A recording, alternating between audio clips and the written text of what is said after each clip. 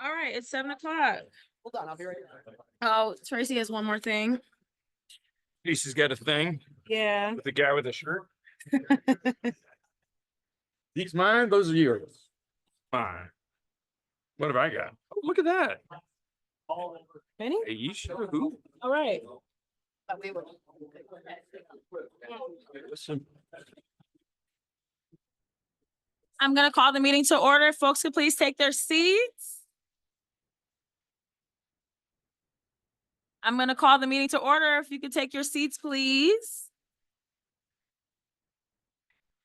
Clerk Bujold, can you please call the roll? Mayor Pro Tem Wilcox, Present. Mayor Brown, Present. Councilmember Fellows, Present. Councilmember Tucson, Present. Councilmember Simmons, Here. Councilmember McLean. Here. Councilmember King. Present. We have a quorum. Thank you. We'll take a moment to center and focus as we prepare for the meeting.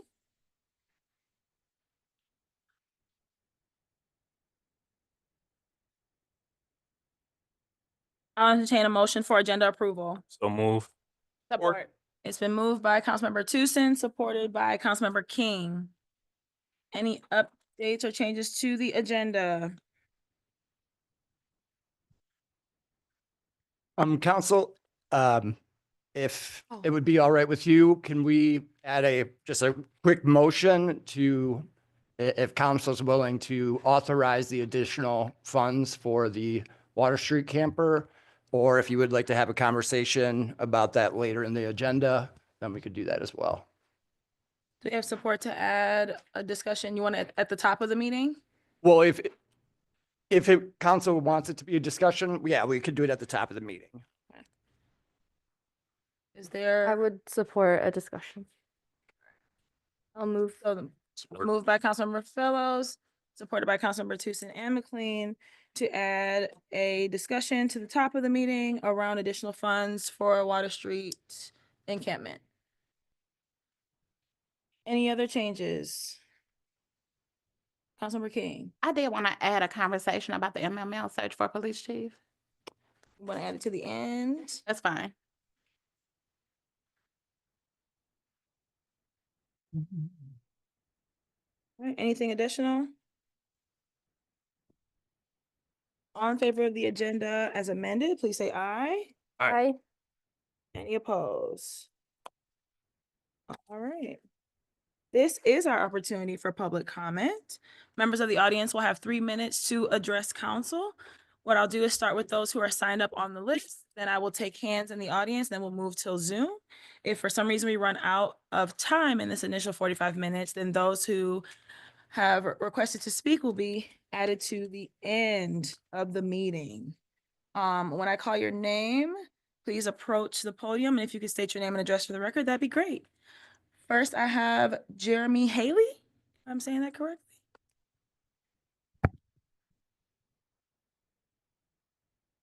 What is it then? Oh, okay. Good evening. Jeremy Haley, Ypsi Township. What I like to talk about, I heard that you guys recently, as a city, filed suit against Arbor One Apartments. What I'd like to talk about is how that got to that point is the questions you all need to get to an answer. As a voucher recipient myself, I know the process.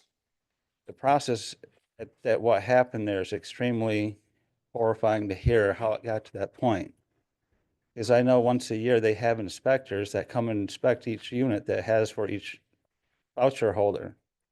So did the inspector see what was wrong and not report back? Or did they report back and somebody higher up saw it and didn't report it?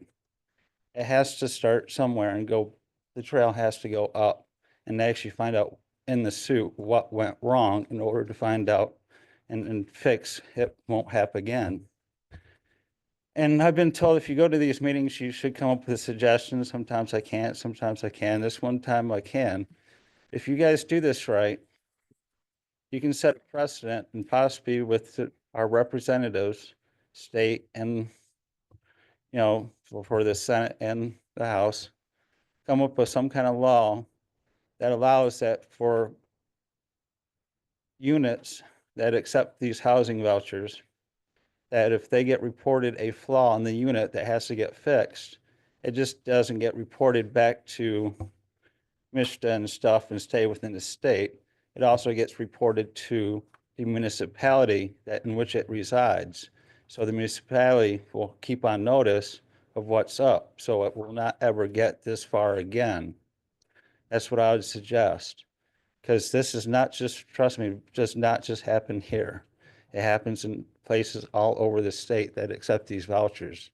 These people, some of these units do not give a hoot about these people. They care just about the money they get from them. Okay? And I'd start, I don't know what you'd want to do with that, but if you can do something, because you already got a suit in process, contact our local representatives and try to get to the bottom of this and actually fix it so it doesn't happen again.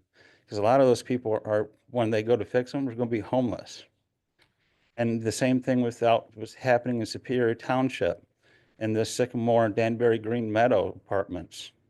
All those people are going to be homeless too because of the lack of care and the accepting of those vouchers that didn't get fixed. So it's just not happening here. It's happening everywhere. And if you all could do something to get the ball rolling, that'd be awesome. Thank you. Thank you. Lynette Kane? Is that? Oh, okay. Good evening. Good evening, Mayor, City Council, and residents of Ypsilanti. My name is Lynette Kane, middle initial O. I am a Deputy Chief in the Wayne County Sheriff's Office with 28 years of service, and I will be applying to be your next Chief of Police. I'm here today simply to introduce myself to you, so when hopefully my name comes across your desk, you will have a face to go with the name, and I'm just going to sit here and kind of listen in on the happenings of the city of Ypsi. My address is 5903 Cary Drive, Ypsi. Thank you. Thank you. Dave Strunsky? Good evening. Hello, Dave Strinsky and John Weiss from Solar Ipsy. You're going to be voting on Resolution 43 tonight to approve the city being the fiduciary for this grant we're going for to get solar on 100 low-income homes. I encourage you to vote positively for that. Wanted to tell you, we already have 5 letters of support. We've been working on the grant already. I got version 6. Joe, I'm going to give it to you tomorrow probably. And we have 5 or 6 letters of recommendation already, or letters of support. So, oh yes. Thank you. If you got any questions, I'm here. Absolutely. Thank you so much. All right. Oh, okay. I see your note. Reverend Jackson?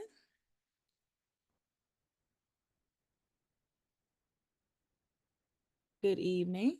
Good evening, Mayor and City Council. I'm glad to be before you this evening. I come before you all in regards to Peacenik for Ypsilanti.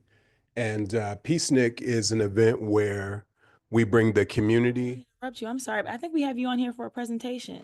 Oh, you do? Yeah. I've got some items to present to you. Yeah. So after public comment, you'll come back up and give us a presentation. So you don't have to Okay. to 3 minutes. Okay. So you want me to go back now? Or? I'm like, you can talk to us for 3 minutes if you Okay. want. Oh, okay. Okay. But you'll be called back up for a presentation. Okay, it's a beautiful thing. But nonetheless, Peacenik is an event where we bring law enforcement and community together. And we've been able to, last year, we brought together 500 people at Ypsi Community Schools. And we had a great camaraderie of youth. We had all kinds of great things going on with art, dance, just all kind of great things for youth and for adults. We had 48 vendors. We had Safe and Just. We had the Ypsilanti, all of law enforcement was there. Everyone that you can possibly think of, the FBI, Ypsi Police, Washtenaw County. And so we just had a glorious event coming together, bringing the community together. And the goal is to bridge the gap. We have a lot of misnomers about police and, and police have some misnomers about the community. And so the goal is to bring people together. And so we started doing our community roundtables in January, where we work with women on government assistance, and we also work with parolees. And so we have several stakeholders that we meet with, and they present ideas to them. And we've had 2 great sessions so far. Our next session is going to be in March. So every 3rd Wednesday of the month, we come together. We had a nice gathering. We have Parta Credit Union, the what's the other? The Department of Social Services. They come. We have Bank of Ann Arbor. We have Washtenaw Community College is on board, Eastern Michigan. And so we have all great stakeholders that come and provide information for this particular demographic. So I've used my 3 minutes. Thank you. I go now.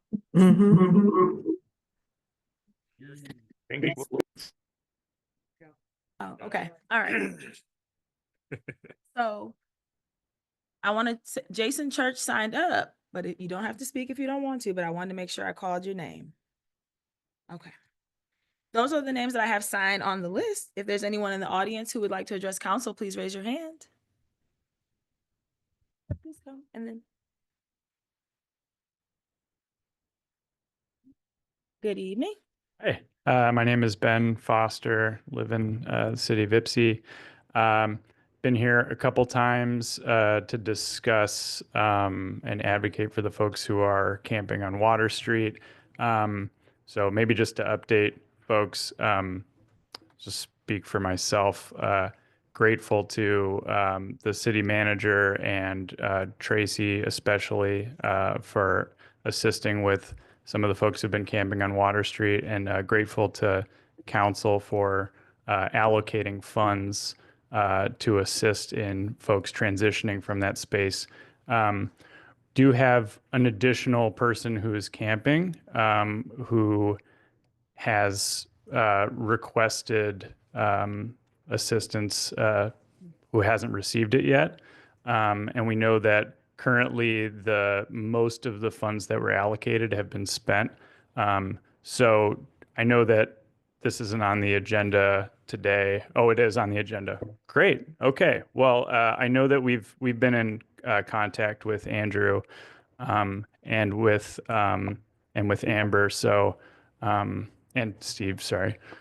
So you all probably have a little context for that conversation. So yeah, I'm just here to show support for this person. Thank you. Thank you. And then the gentleman back in the, I think in the red sweater. Yeah, please. Yeah. Ted. Ted. Hi, Ted. I just learned your name. Good evening. Good evening. I'll be brief. I'm Ted Badgerow, beer production manager and brewer emeritus of the Ypsi Ale House down the street. Back in 1982, I established the first microbrewery in Michigan, and was recently recognized with the Tom Burns Award from the Michigan Brewers Guild, recognizing the pioneering spirit of the great beer state. I'm so honored.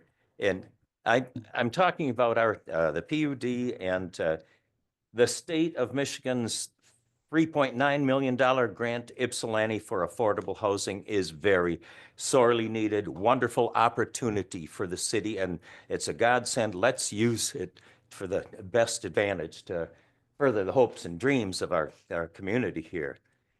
When we started brewing in the Ale House in 2015, it was thanks to a generous matching grant from the DDA that we were able to restore our great tile floors, revealing after 100 years asbestos removal and all that, showcasing them in this historic building. And we're grateful to the city of Ypsilanti and the DDA for their support for projects like that.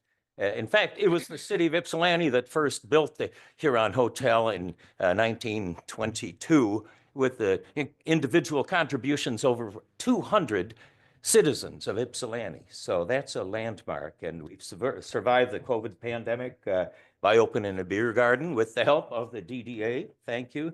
We collaborate with the EMU Fermentation Sciences Program and with the WCC Jazz Education Program, and we're welcome everyone, and we're a thriving social center in the midst of you have to call it sometimes struggling downtown.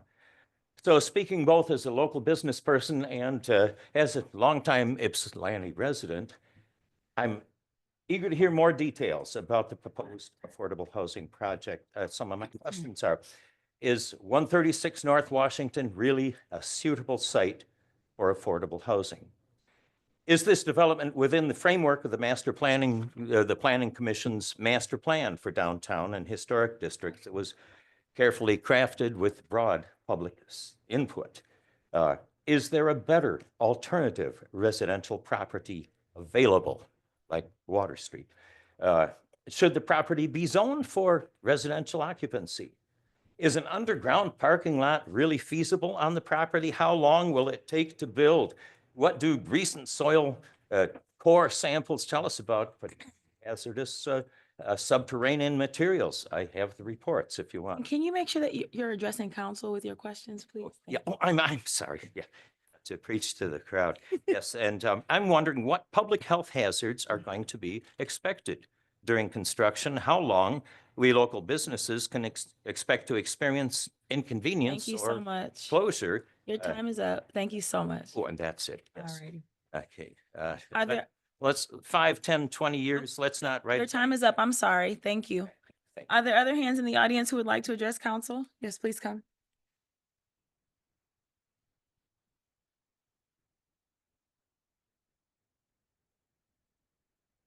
Willis. I own the print shop right down the street here. I've been here 21 years now in the downtown Ypsi, and I wanted to go ahead and say that I support the PUD for the minority development. I just I want to give it whatever support it needs. I think is needed. I think it'd be great for our area.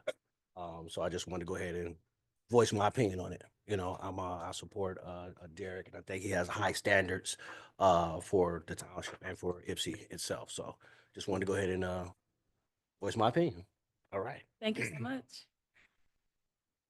Others who would like to address council? Yes, please come.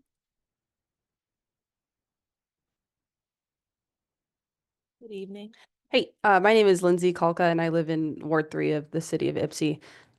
Would like to, I don't know if I'm in support of it because it's not on our agenda, but like advocate for the same thing that Ben was sharing about we're asking for an additional chunk of change to be allocated for people living on Water Street. And the reasons why I would think that, and we think, I am a member of Washtenaw Camp Outreach, there should be more money allocated is, one, the initial amount of money that was chosen, the 7,500, was kind of arbitrary. There wasn't any like initial reasoning for why that amount would be the way it was.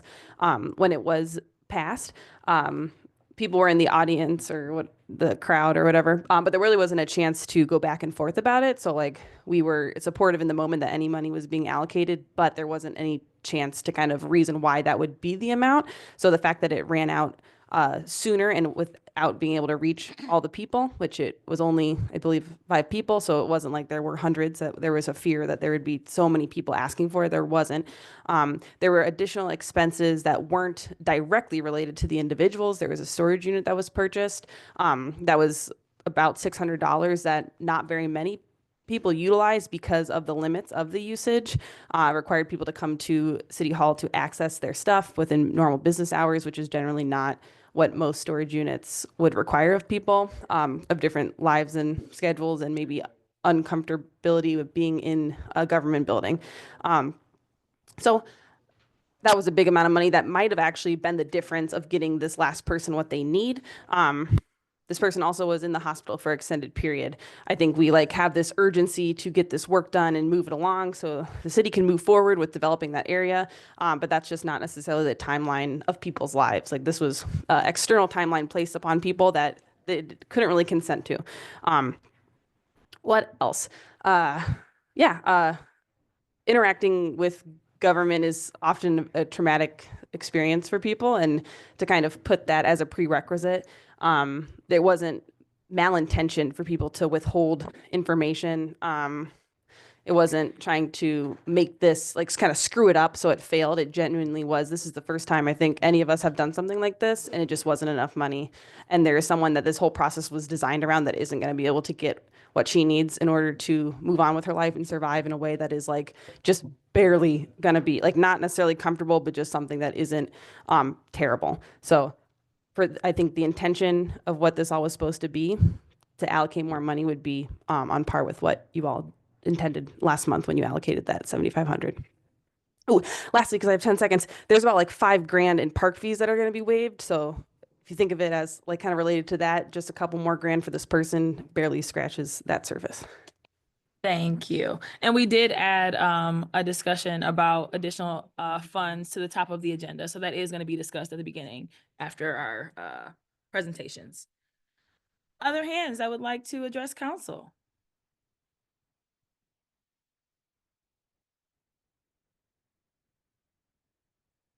Any hands? If you'd like to speak, would you like to raise your hand?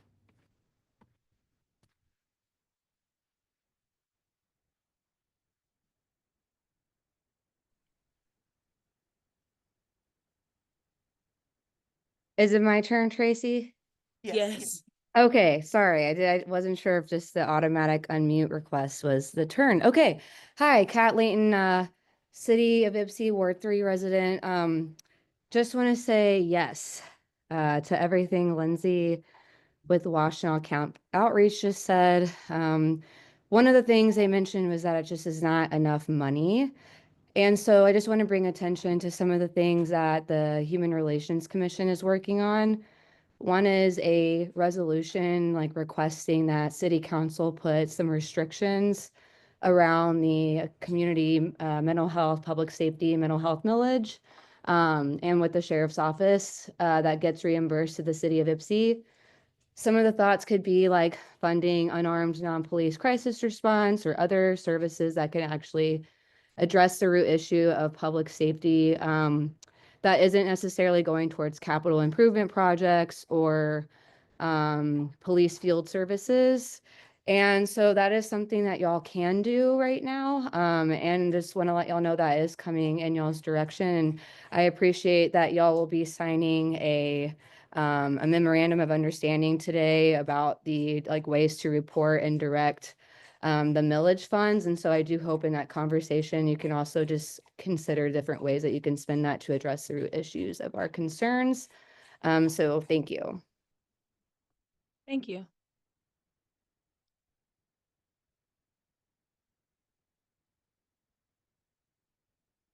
Speak, raise your hand, please.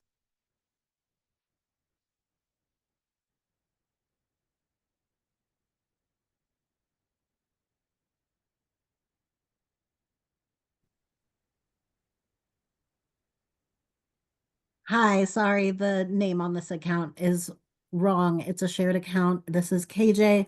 I'm sorry I couldn't make it in person this evening. I'm feeling a bit under the weather. I am commenting tonight because our situation with housing and homelessness is still an issue day in, day out. Today, there is not off-site shelter at St. Luke's in downtown Ypsilanti because of a staffing issue. These staffing issues are to be expected because these positions are under-resourced, under-supported, and overburdened. Offsite is not open. This is a solution that was never adequate and is breaking down and failing. This also happened last year. This is to be expected.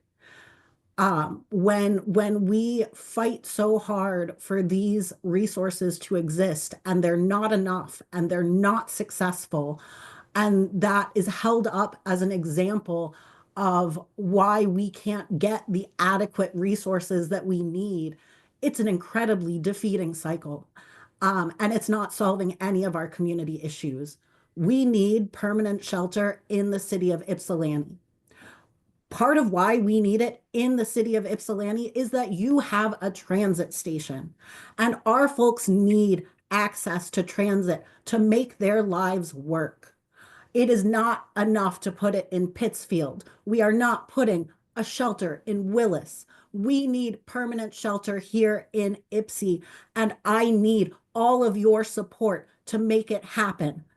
I need all of you to be working with us and advocating at every level of government to make it happen. We need your full support. I would also like to speak in support of the affordable housing development at 136 North Washington. This is an amazing opportunity for the city. I am disturbed that the person who owns and operates a business next door cannot see the potential for having new clientele right there, and feel that the opposition is discriminatory based on their perception of what affordable means and who that might attract. So I hope that you will continue to support J29 in their pursuit of this development. Thank you so much. Thank you.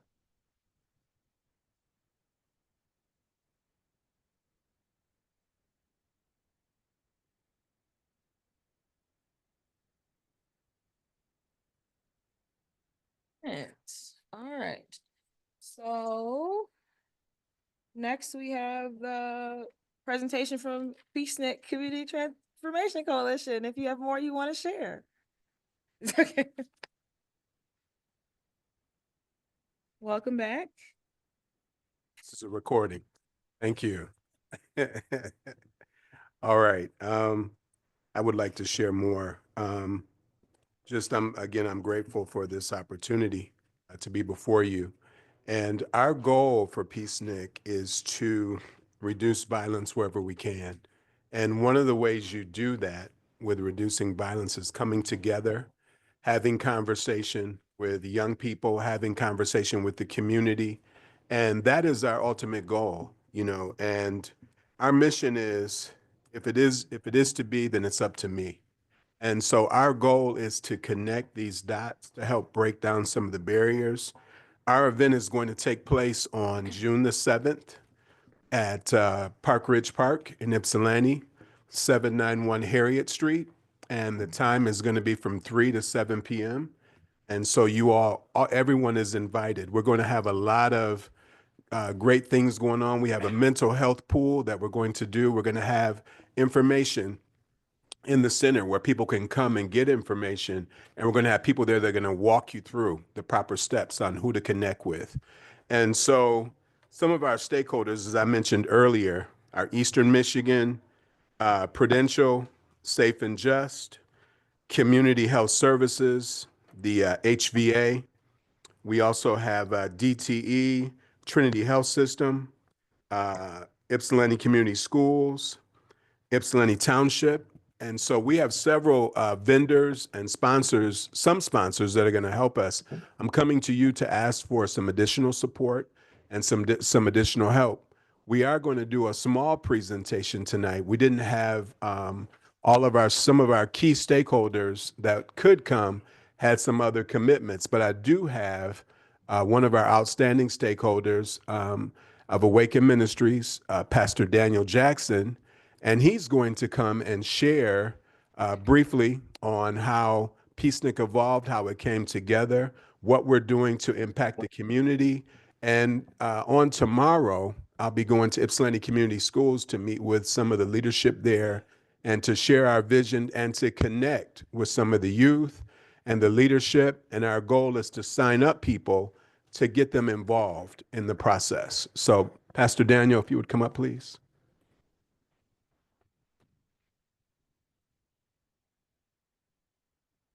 Here again with each and every one of you, Mayor, council members, and distinguished guests. I'm really passionate about this project because, as some of you know, there was an incident that happened just in my own neighborhood, just right down the street from us, where there was a quadruple shooting that left 2 young people killed and one permanently disfigured. And from that, we've been rallying within our community to address some of the issues surrounding violence and gun violence. I joined and am a part of the community violence intervention team. And once again, I want to thank you for your support. We did for the event that we were able to do this past summer through your support. Thank you again for that. One of the things that I just want to highlight is that, the sheriff office hired an epidemiologist to study kind of the origins of violence within our community and some of these different issues that we struggle with. And one of the powerful things that they came away with was that about 95% of the individuals that are engaging in violent crimes have either themselves been a victim of one or been a witness to one. And so, and I just connected with the prosecuting attorney, Eli, yeah. And just talking about the significance of mental health and how unresolved trauma can continue to perpetuate some of these issues. And I thought it was fascinating that Adrian, the epidemiologist that they hired, she pointed out 3 main points to address healing within our community, and I think are some of the backbone for not only the work that we're doing, but in general, the work of community violence intervention, which is to have at least one healthy person in your life, somebody that believes in you, somebody that can see the best in you, can walk with you, to have a positive self-image, and to be part of something greater than yourself. And so more than just the events and getting individuals within our community access to needed resources. Unfortunately, there's a lot that's going on, but we also know that there's a lot of siloing that happens. And when we can work together, we can be far more productive and effective in addressing some of these deeper felt needs. Again, the significance of over 55 different organizations working together for Peacenik to collaborate to make a safer and a more united community. And as Pastor Reverend shared earlier, there is a team there to help create a success team for individuals that can in real time right there connect them with the agencies and the support that they need to help them overcome whatever challenging dynamics that they're facing as a community member. But more than just meeting the very felt needs of individuals within our community, which Peacenik does, at the end of the day, we know that it's really about the significance of the quality of relationships that we're building within our community. There's so many areas where we are divided as a community. And the way that we tear down those walls of division is by building relationship and taking time to engage, not just when there's crisis, but outside of crisis. And we have an amazing group of individuals that have dedicated themselves to serving our community in law enforcement that truly have a heart for our community. But as was shared earlier there and history reveals, there's been some challenges there between the relationship between the different agencies within our community and our community residents. And this is what Peacenik aims to address, is to help build connections, relationship in the context of food, fun, and fellowship while meeting the felt needs of our community. And so I just want to highly recommend your not only endorsement, but your full support of initiatives like this that are making a difference and are trying to bridge the gap between the divide that is within our community. And I know it takes time and it's a process and it's not going to happen overnight, but there's a lot of things that are happening already and that have happened even already in this last year and a half that we've been up and going. So with that, I'll finish. And I know that there's other stakeholders here that love to speak into this. Thank you for the opportunity to share briefly with you about Peacenik. Thank you.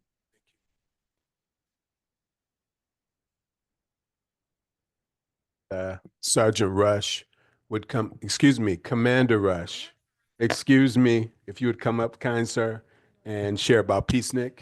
And then I'm going to pass out some literature for you guys, some handouts, and you'll be able to see our vision a little better. Commander. Good evening, Commander Rudd. Good evening, everybody. Good evening to the council. Good evening to distinguished guests that are here today. I'm here on behalf of the Washtenaw County Sheriff's Office just to talk a little bit about Peacenik. Being a stakeholder in Peacenik was a enlightening event for law enforcement. So many times in law enforcement, we see the negativity that the community, the distrust that they have for us. Peacenik is an example of how to get law enforcement, the community, and community stakeholders together in the same place for a common goal, and that is to help the community. So last year, as we brought together law enforcement agencies from Washtenaw County Sheriff's Office, Ypsilanti City Police, Eastern Michigan University, Michigan State Police, University of Michigan Police, Washtenaw County Community College Police, and our police department and others were there to support the initiative. And the only thing they had to do was walk around. Just walk around and say hello to somebody. Because the impact that we make ourselves to the community is what's important. And we want to show and change a narrative of the negative impacts that we have seen all across the country. So thank you for letting me speak. I appreciate it. Thank you.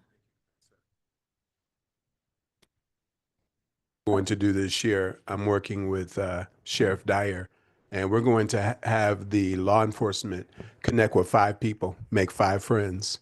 And we're going to, we have a system where we're going to set up where they stay in contact with each other periodically throughout the year. And so that's one of our goals, and our goals is to get more youth involved at our event. We're working tenaciously to do that. I'll be, some of our core team will be going out to Ypsilanti Community Schools, the Ypsilanti Community Middle School, out on Spencer, and we'll be there doing a teachers conference, and we'll be talking about Peacenik. We'll be connecting with the parents. We're going to bring some goodies to reel them in real good. And so we're looking forward to just making an impact. It's all about making a difference. And my saying is when we meet twice a month. I meet with our core team and our stakeholders. And our saying is we do it better together. And if we can continue to do that, bridge the gap, connect with each other, I think we can make a better community. Somebody say amen. All right, I'm going to pass out this information. So while he's passing that out, Council, do you have any questions for Reverend Jackson? Councilmember Simmons? Hello, thank you for your presentation. I have just a few questions. One is just what are some of the different actual costs of the event? The event is costly. We have our marketing that we have to take care of. We provide food for the community. It's a totally free event. And so we bring in an exotic petting zoo. We have a DJ. We have a stage. This year we're bringing in the MLK Band from Detroit. They're going to perform. And we also have Destiny. So that's another group. And we're going to be doing this event coming up with the youth, where the officers are going to dress down. And we're going to bring the youth together, and we're going to challenge them. As the handout states, it's called Peacenik 2025 Breaking the Chains. So we're going to bring the youth together with law enforcement, and that's an expense because we're going to provide food for them. We have all sorts of expenses, and it's costly, but we had some support from Washtenaw County last year, and also from the Washtenaw County Sheriff Department. So those were 2 sources that helped us along the way. Thank you. You're welcome. And then another question I have is just in terms of thinking about some of the different groups. So I know you said that there were a large number of vendors that came to the event. Yes. And I was just wondering, I know in the information that we have about it's coming up later on the waiver, but if most of those orgs were really like system-led options. So I was wondering whether you all work with other groups like a Bright Away, for instance, or other ones that are led by people who have returned from prison and things of that sort? We do work with Brighter Way. Adam Grant, the director, he assisted us last month with putting together our packets for our community roundtables. And so we do have a few of their persons that are aware of our program. And I have met with them. We have a community meeting on Mondays with Washtenaw Community College. And so their staff is on that call. So we're constantly, when it's my opportunity, I get the chance to share, you know, and I'm in contact with Adam quite a bit. So yes, Great. to answer your question. And then my last question is just around, I'm trying to understand why there's the request around the police field services. Because I'm trying to figure out why that's necessary. And especially because it sounds like, as I've heard the event described, that the police are there kind of as representatives of the event, like as co-participants, kind of in these mentoring relationships or in all these different ways. So I'm just trying to understand why we would then have kind of a service fee for the police at the same time. We don't have a service fee for the police. The event is totally free. And so what we do is we have law enforcement to come. We have vendors, like I mentioned, the food is really expensive. We have to pay for the stage. We pay for the marketing. And so there are several pieces to the event. I'm not even mentioning all of them, but there are several things that we do have to pay for, you know, to make it successful. So I hope I'm answering your question. No, well, I mean, no, I was just saying, so in the waivers, we're asked to waive different things. So one is the park rental, one is police field services fee, and another one is admin fee. So that's why I was asking about the police field services. I appreciate that there's a lot of costs and obviously a very large number of supporters, including major corporate supporters like DTE, like they could give money, you know, things like that. So, so I understand that there's cost and there's a wide, I mean, I've not seen a lot of events with this many supporters on a flyer. So, you know, so I'm just recognizing that. But that's why I was asking about that police field services in particular. So city manager could probably speak more to that. That's about our events policy, less about what their requests are. But Correct. Based on the estimated amount of attendees, we assign an officer. So that's just part of our policy. So the larger the group, then we have to assign more officers. Oh, I thought, is it much different from the other event that's coming up that's also in that same park? Because they didn't have that one. I just am wondering. I guess I could look at but I feel like it's probably about the same. Well, it's a different park. But the Brighter Way barbecue is not nearly as large as this will be. So that's why there isn't a police presence. I mean, since there's going to be so many police from all over the state, I don't know that we need to assign one. I don't know but okay.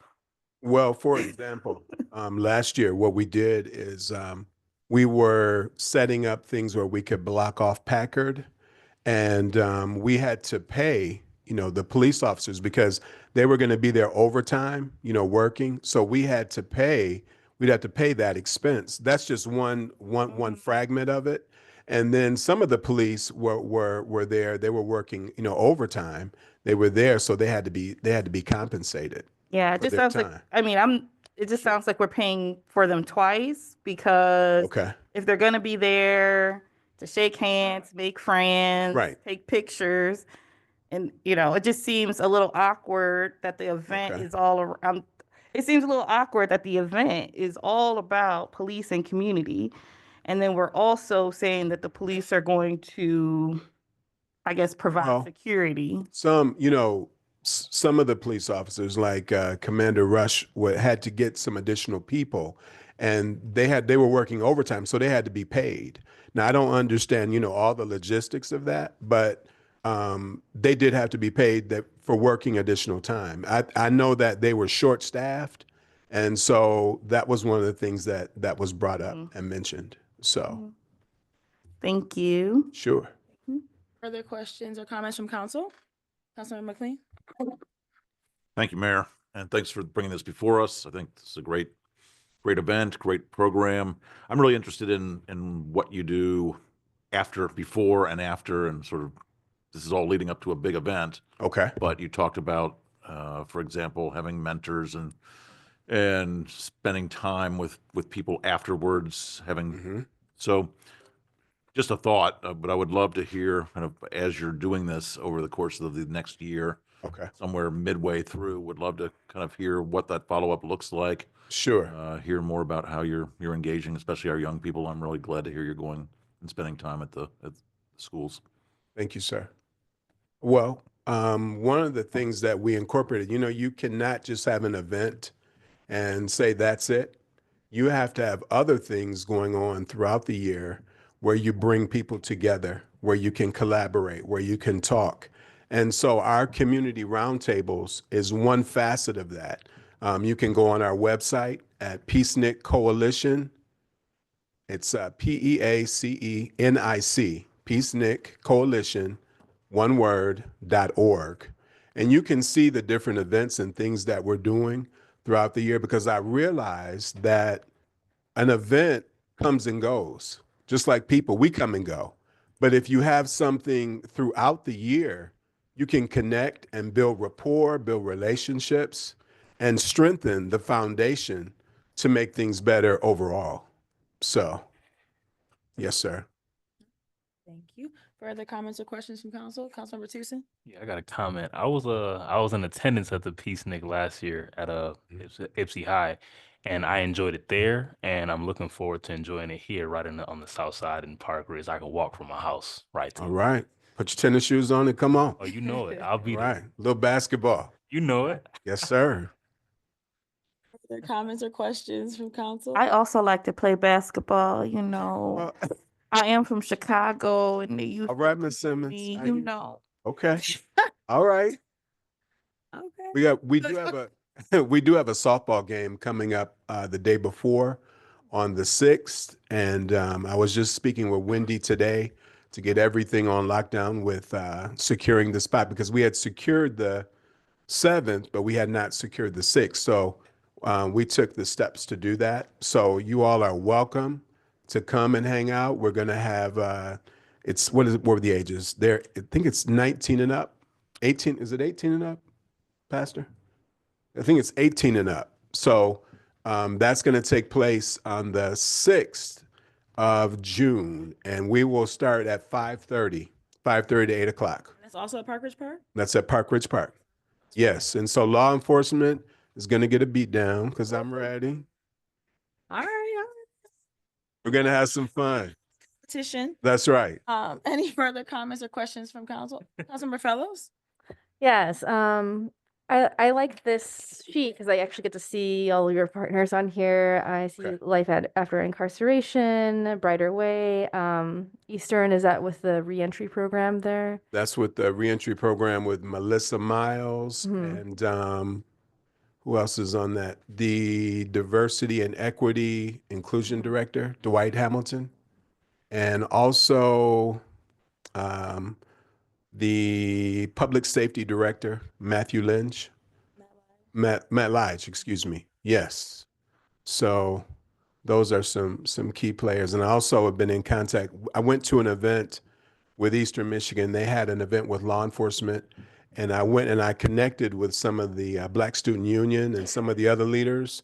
And so we'll have a videographer and a photographer. We gained that through that experience. So that went really well. Yeah, I had a couple questions. One, I see that in your key focus areas, you described encouraging poetry, music, and creative expression. So just wonder what kind of activities you're going to have at the event. Looks like you have, are you doing flag football and We're toying with the flag football because of the space. So we changed the softball date because we didn't want to take the ball and hit anybody in the head, you know, the vendors and that kind of thing. So we decided to do it on that Friday. But we're gonna have. I'm in contact now with Washtenaw Community College, their art director.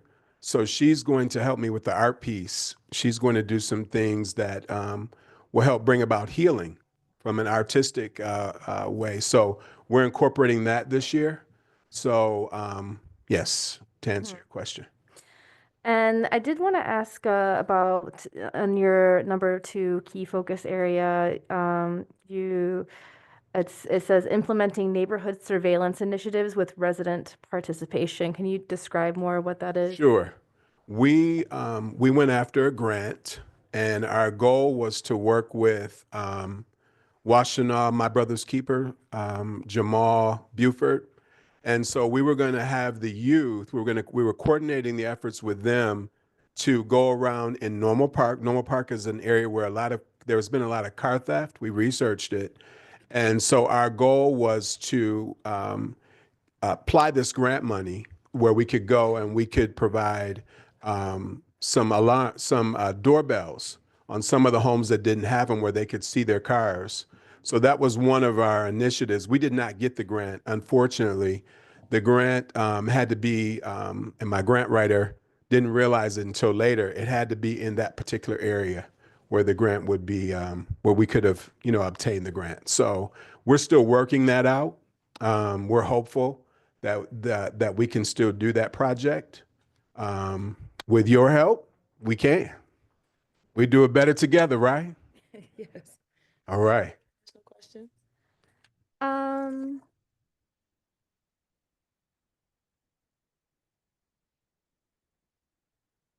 Unless there's more questions. Any additional questions from council or other comments?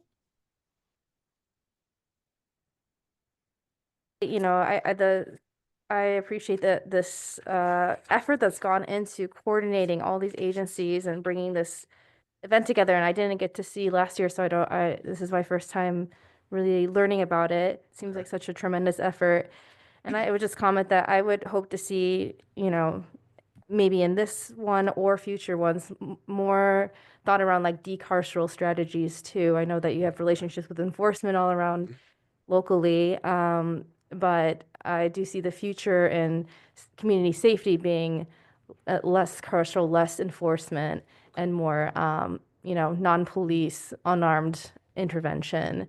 Sure. So I don't have a problem, with waiving park fees. So I don't have like a problem against that. And this request seems reasonable, but just as a looking to the future, and leaving behind some of the kind of the old world ways of doing things, including heavy enforcement to solve our social issues. That's just something I feel very strongly about. Okay.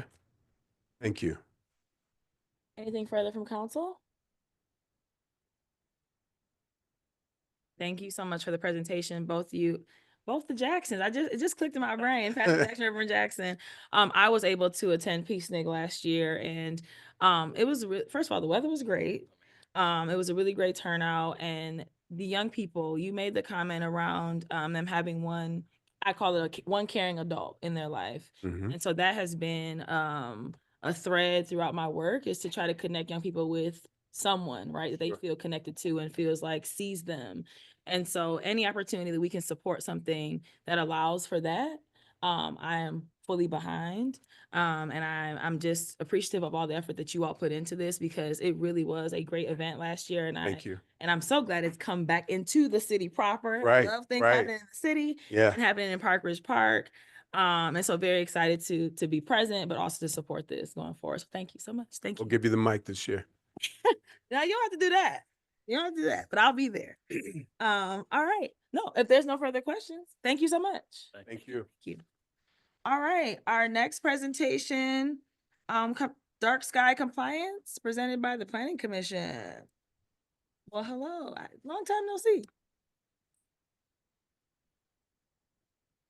Good evening.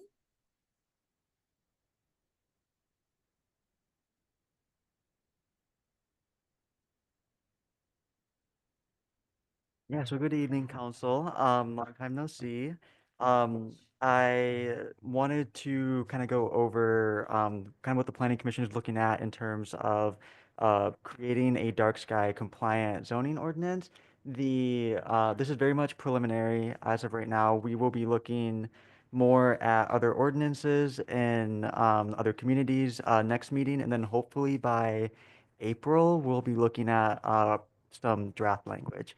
So yeah.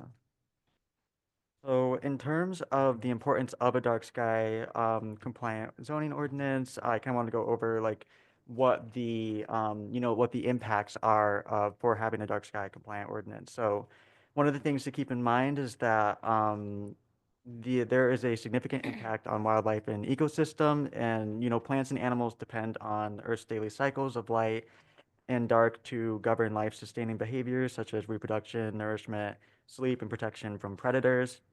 Um, Artificial lights disrupt ecosystems. There are nocturnal animals that sleep during the day and are active at night, and so light pollution alters their nighttime environments, making it challenging for these animals to hunt and forage for food, which starves off nocturnal animals and creates an imbalance in our ecosystems. Birds that hunt and migrate at night navigate by moonlight and starlight, and artificial lights cause them to wander off course, migrate too late or early, and miss ideal climate conditions for nesting, foraging, and other behaviors. And then insects are also drawn to light, which creates fatal attractions, declining insect populations, which impact species of all ecosystems that rely on them for food or pollination. The impact on human health, exposure to artificial light at night negatively affects human health by increasing the risk for sleeping disorders, depression, diabetes, heart disease, and cancer. And nighttime exposure to artificial lights can suppress melatonin. Melatonin is an antioxidant that has had antioxidant properties that induces sleep, boosts the immune system, lowers cholesterol, and helps functioning of the thyroid, pancreas, ovaries, testes, and adrenal glands. The and climate impact, it's estimated that at least 30% of all outdoor lighting in the US alone is wasted by mostly lights that is not shielded. This adds about $3.3 billion a year and releases about 21 million tons of carbon dioxide. To offset the carbon impacts from the wasted light, we'd have to plant 875 million trees annually. In terms of crime and safety, there is a 2015 study published by the Journal of Epidemiology and Community Health that found that streetlights don't prevent accidents or crime, but do cost a lot of money.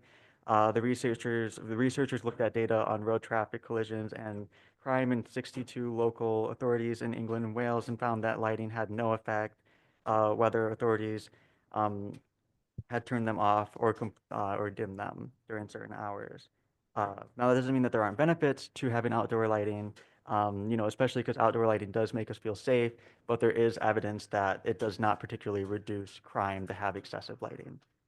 And then lastly, there's the night sky heritage. Our ancestors experienced a sky brimming with stars, a night sky that inspires science, but religion, philosophy, art, and literature, and the natural sky is rapidly becoming an unknown to the newest generations. I know that personally I have never seen a sky brimming with stars, so definitely something that I've experienced.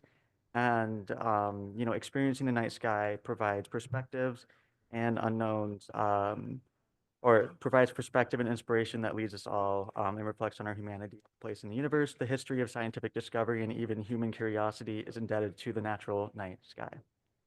So.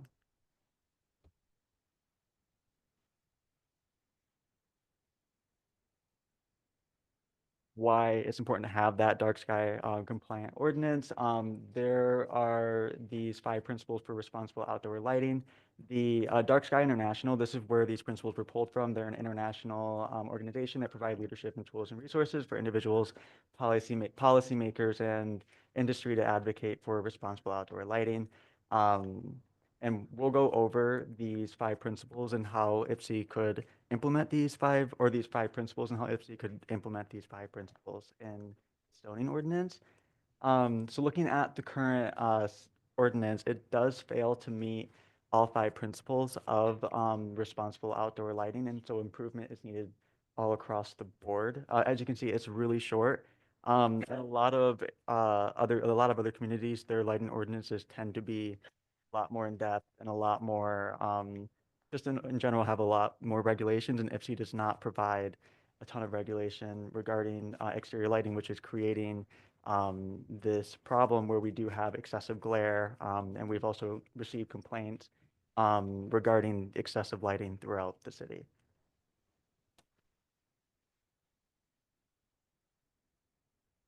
We can kind of look at, maybe considering where light can be turned off or dimmed, considering potentially motion censored lighting, or again, if we consider, specific, certain lights, we could enhance energy efficiency.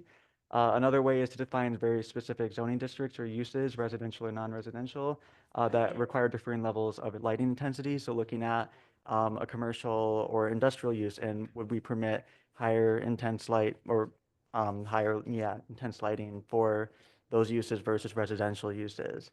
The other thing is establishing nighttime hours. So perhaps having a specific time, whether it's from 10 to 6 or something that would establish when lights need to be dimmer. So just kind of looking at some of those options to apply, to make the ordinance more useful. In terms of the targeted principle, we could require light fixtures to be fully shielded and ensure that light does not spill or shine upward. Currently, we don't have that requirement. We do have like the fully shielded, but we don't require it to shine downward. And so we still have a lot of instances where there's lighting that's shining upwards into the sky and kind of going all over. The Planning Commission could also look at potentially look at whether or not they would like to have a waiver for height increases for the light poles. So right now, Planning Commission does maintain that ability to allow light poles to be taller. So maybe we could look at whether or not Planning Commission could actually grant that authority, or maybe kick that back to the Zoning Board of Appeals for a variance if somebody wanted to have taller lighting poles versus shorter. One is to look at, like the low levels. So establishing a maximum lumens per light fixture, looking at language to maintain, or looking to maintain the language of not allowing light to exceed 0.5 foot candles at the property line. But again, also defining very specific zoning districts where there may be more or less intensive lighting. In terms of the controlled aspect, Planning Commission could potentially enhance section 122-609A and D by requiring lighting to be motion censored. However, we'd have to consider how long should these lights remain on after activity is no longer detected. Would be the warm colored. Currently, we don't have a requirement except for lighting that uplighting for architectural features. So we don't, other than that specific type of lighting, we don't actually have a requirement on the Kelvin, which is a problem because ultimately, we'll see these really bright blue LED lights that are being put all around the city, and that is causing nuisances for residents, and again, has a ton of impact. So we can kind of look at maybe capping it at 3,000 Kelvin, which is typically best practice. That we could consider as part of the dark sky compliant ordinance would be any lighting requirements mandated by legal jurisdictions, which that kind of already speaks for itself because currently the city is exempted from its own zoning ordinance. So in the event that the city were to have brighter lights that, would not be against the zoning ordinance. Additionally, it would be, there could be the exception for safety. There could be exceptions for historic lighting, so replicating and maintaining historical character, seasonal lighting, and then special events.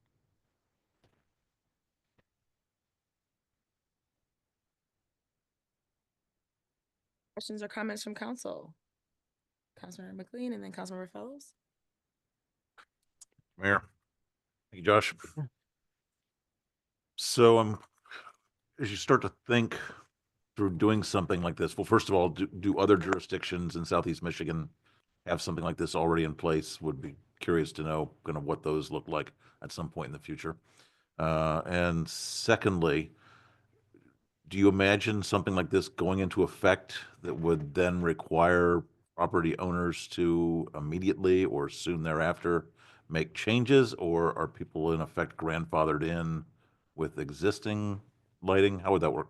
Yeah, so currently, if we were to adopt this zoning ordinance, let's say, you know, it followed all the best practices and you had a lot of people that were not in compliance with that zoning ordinance, an idea that I had is to have language in there, kind of like what's similar to our dumpster enclosure or dumpster enclosure requirements, is that any new construction or a use that's like significantly altered would then be required to come into compliance. So it wouldn't be one of those things where it's like we adopt this ordinance and then all of a sudden everybody has to come into compliance. That hasn't happened with really any zoning ordinance. Like there's not any ordinance that we're going to adopt and then like let's say we change a setback and all of a sudden At that time. in the city are out of compliance with that setback. We wouldn't require them to then, you know, slice off part of their house. That would just become a legal nonconformity. So they would be able to maintain that nonconformity, but they wouldn't be able to expand it and make it more nonconforming. So it would be very slow that we would see things come into conformance with this zoning ordinance, and it would take a long time, but that's just kind of the nature of zoning. I'll comment, at least speaking for myself. I, in general, don't like the idea of us exempting ourselves from, you know, our own. My experience is that constituents take a dim view of that. Unintended. Right. All right. Councilmember Fellows. Thank you, City Planner, for coming in to give this presentation. This ended up on our agenda because there was, believe it or not, very lively debate after the Planning Commission after this was presented, and there was just general excitement around the dark sky compliance. And we also spoke about, you know, speaking of an example of the city exemption from following our own zoning code, was the lighting in Frog Island, which is very, very bright and not hooded, and you know, was dramatic change from how it was before the new lights were installed some years ago.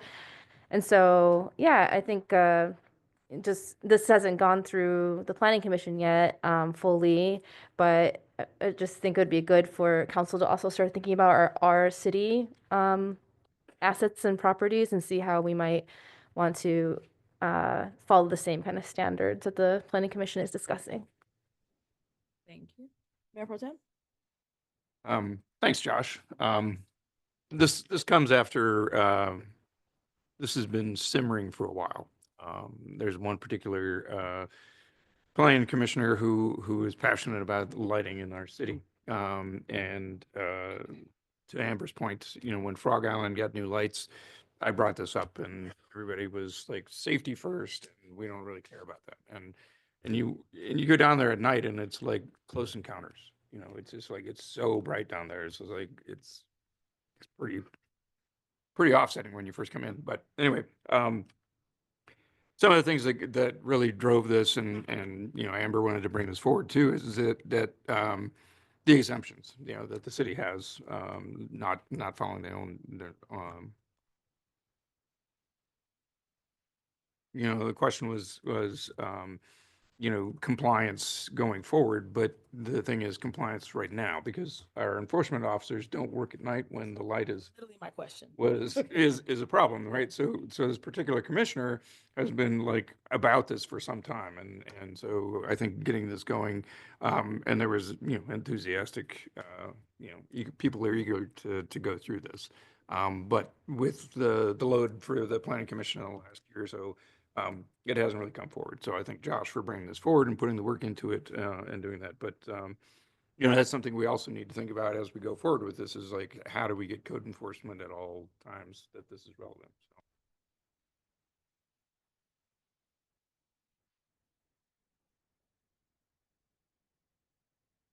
The same response or no? Yeah, I mean, You you don't have mentioned, to. like, it was mentioned, like, the whole idea of, like, having safety with Frog Island. You know, like, there was also another study done in New York where um, there they provided, they, like, lit up a specific area. Like, they studied an area that was not very dim, and then they put artificial lighting there. Keep in mind, streetlights typically have about 5,000, 35,000 lumens in terms of their brightness.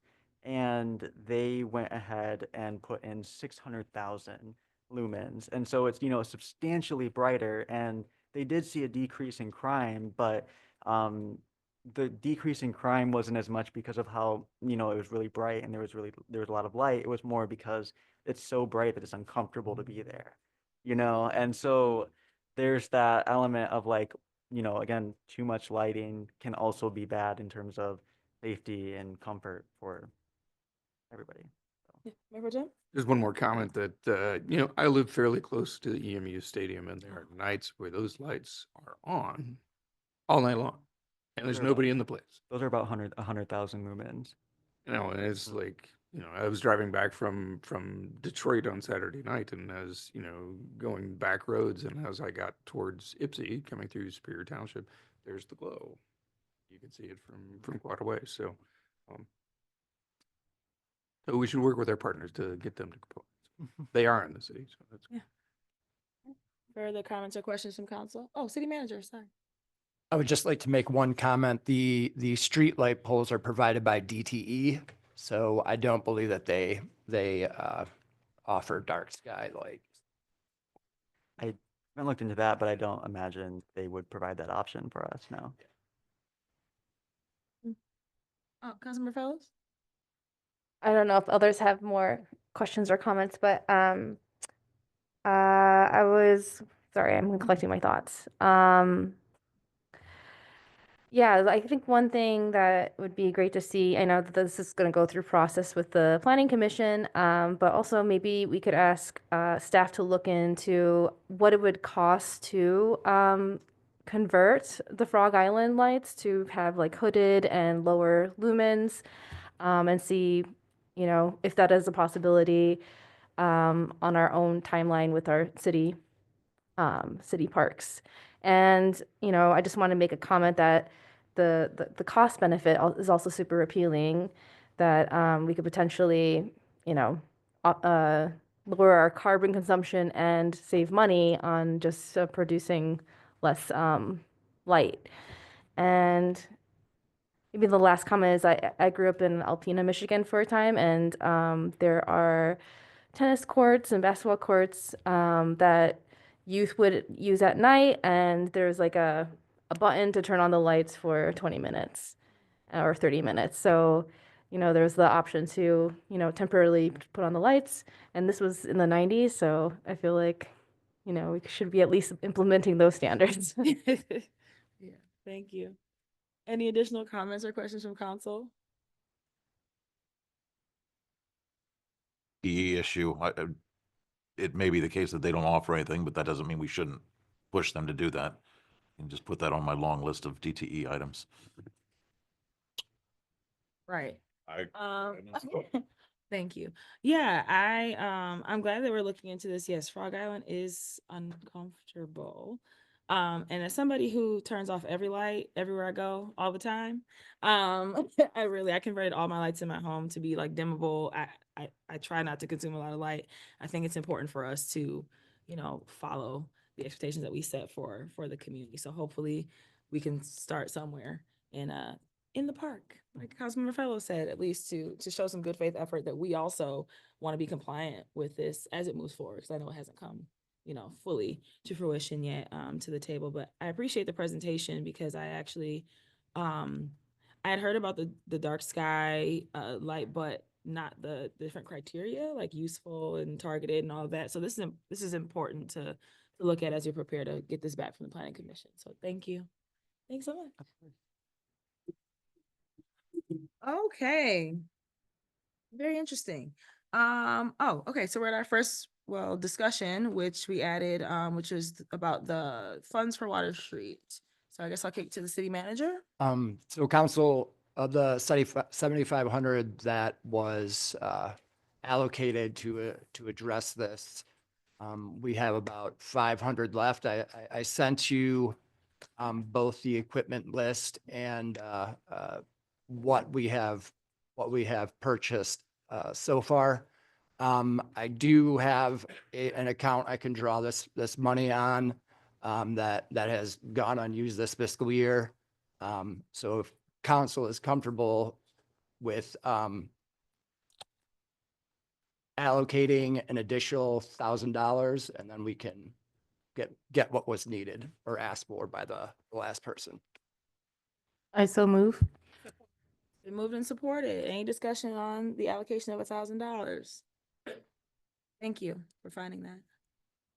Seeing none. Oh, Councilman. I just want to thank Washtenaw Camp Outreach for doing coordinating around this, and also Elka for providing information that's needed to understand what the costs may be, just because we wouldn't be able to do this without that collaboration. So thank you all. Thank you. All right, please call the roll. Councilmember Simmons. Yes. Councilmember McLean. Yes. Councilmember King. Yes. Mayor Pro Tem Wilcoxen. Yes. Mayor Brown. Yes. Councilmember Fellows. Yes. Yes. Carries unanimous. Thank you. Councilmember Tucson, you have our first resolution. Indeed. Resolution number 2025-037 resolved by the Council of the City of Ypsilanti that the minutes of the February 18th, 2025 City Council meeting be approved, and I so move. Moved by Councilmember Tucson, supported by Councilmember McLean. Any comments for the minutes? Questions? Good. All right. Please call the roll. Councilmember McLean. Yes. Councilmember King. Yes. Mayor Pro Tem Wilcoxen. Yes. Mayor Brown. Yes. Councilmember Fellows. Yes. Councilmember Tucson. Yes. Councilmember Simmons. Yes. Motion carries unanimous. Thank you. Councilmember King, you have our next resolution, 038. Resolved by the Council of the City of Ypsilanti, whereas the City of Ypsilanti adopted a special events policy, and pursuant to the policy, the city may co-sponsor an event if it is of general interest to the public and advances the city public image. And whereas this year, Peacenik Festival will take place Saturday, June 7th at Park Ridge Park, and whereas the Peacenik Festival event organizer is requesting that the city waive the park rental fees and police field service fees for the 2025 event. And whereas the city council agrees that waiving the park rental fees and police field service fees for Peacenik would be in the general interest of the public and advance the city's public image. Now therefore be it resolved that the Ypsilanti City Council approves the request to waive the park rental fees of $1,085, police field service fees of $1,913, and administrative fees of $191.30, totaling $3,189.30 for Peacenik Festival 2025. I so move. Support. Been moved by Councilmember King, supported by Councilmember McLean. Thank you. No problem. Well, thank you. Oh. So we had a presentation from them. They're not here anymore. But Yeah. Commander Rush is in the back, but City Manager, do you have something you wanted to share? This is largely what was just being discussed in the presentation, so I have no further comments on it. Comments or questions from council? Mayor Pro Tem. In some of the places on the form, I didn't ask these questions during the presentation because I thought it was appropriate here. There's no parking plan. So is that common for events in Park Ridge? There's no public or private lots that are going to be used, and I don't know if that's typical for Joe Doolin or if they have to make other arrangements. I will let Bonnie, are you able to address the parking plans for special events?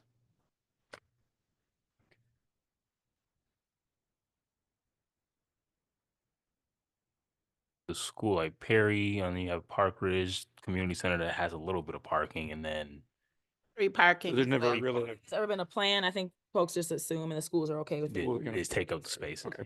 That's a good question. Kind of getting at what Councilmember Simmons was asking about before is like private security is listed to all law enforcement, which kind of brings that point, but you've already answered that, but I thought that was an interesting way to answer that question. There doesn't appear to be any trash disposal plan. There's Waste Management sells the boxes, but who's collecting them? What dumpsters are going to be used? Things like that. So. I believe they're required to remove the trash and dispose of it on their own. Okay.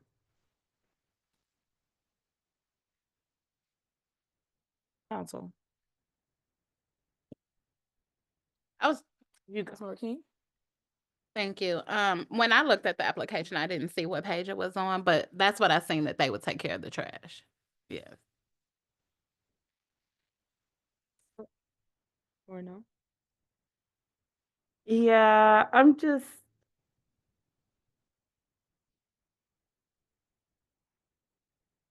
Looking at these two, which I know that they're separate, but then there's different information kind of provided. And I'm looking at our events policy. I'm just trying to line it up because there's just a small, it's actually not like a huge difference in people attending. So, but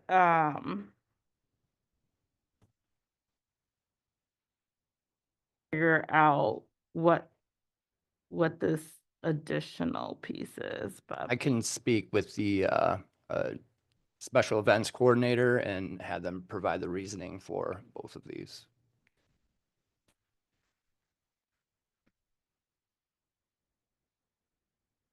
it says security requirements vary widely depending on the hazard level for the event. And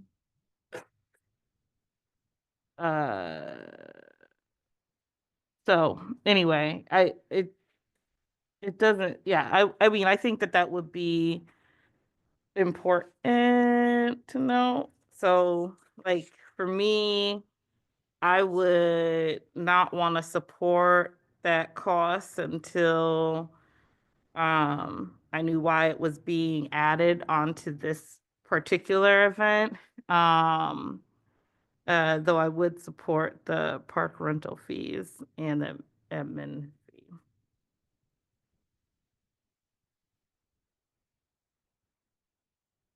An additional question on that. If you don't support that and it's in the their event rental, then that would mean that they would have to pay that unless it is removed. So the way that, since it's come before with all three of these costs in it, it would mean that that would be something they'd have to pay for field services. So then I guess what I would say for this one, if is that I would want to table it until we were able to kind of see the breakdown for this event, similar to what we see for the other event. And to understand why we have this additional, like what is the named additional hazard?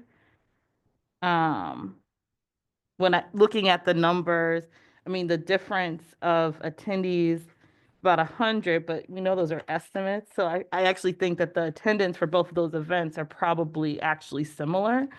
And this event with even the Peacenik event with even more vendors than I think the other one, maybe they might be about the same, but a lot of vendors. And then, like I said already, a large amount of police presence. So are you making a motion? yes, I would like to make a motion to table this. There's support?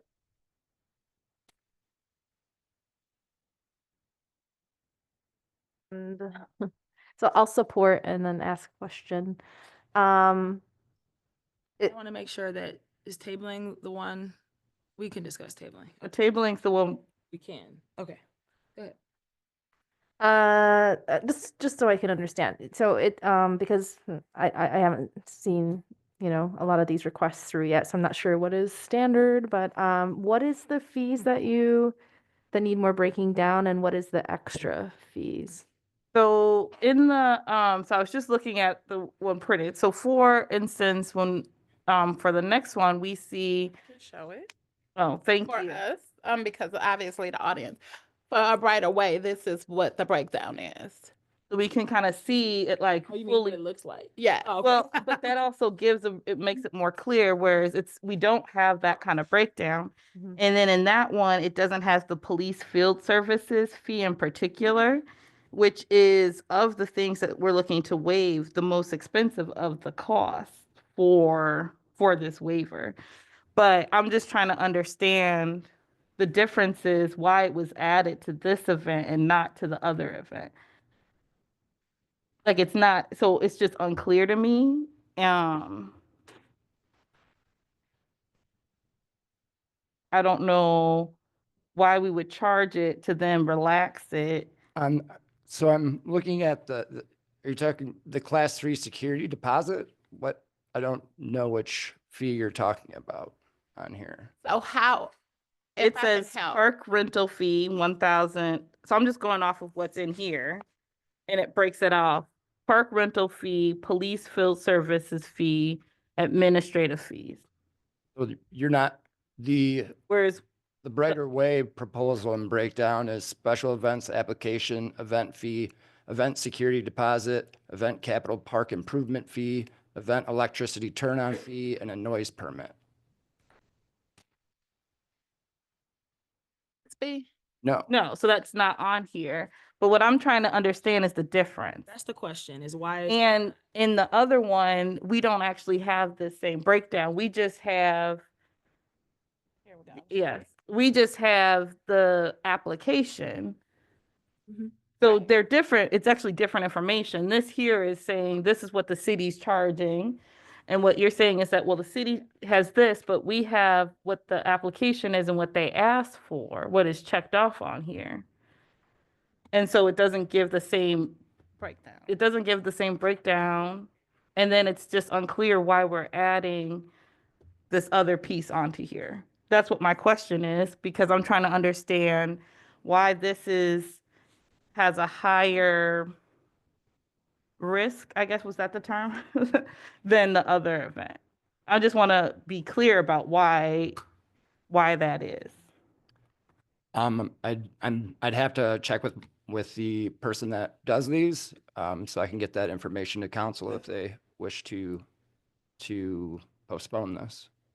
So I guess my question would be, if this resolution is to waive the fees anyway, is there a need to postpone it without, and we can just get the information? Because waiving it means they won't be paying it anyway. So, and we're not spending the money either. So can we move it forward for them and then still get the information from? Joe actually, Oh, okay. because it's coming from his department. Oh, okay, perfect. Thank you. We do not require policing at either of those events. I think it has to be higher than 500 for us to require policing. They have requested the police be there. Okay, so now we're in conflict of information, because when I asked, that's what I'm saying, is like on here it says thank you.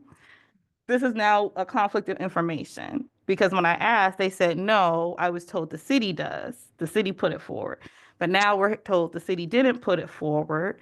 And so then if the city didn't put it forward, then I don't want to waive it. So they requested it. It's different than people just being there, and it was already waived. So we'd have to rescind that last resolution. Rescind what last resolution? You just approve the fee waiver for Peacenik, and they requested. No, we're in the midst of, we're in the midst of that now. We're on. Oh, I thought we were on the next one. No. We're in the midst of comparison. Yeah, and I was saying I had made a motion to table this till we got further information. So I guess I would say like,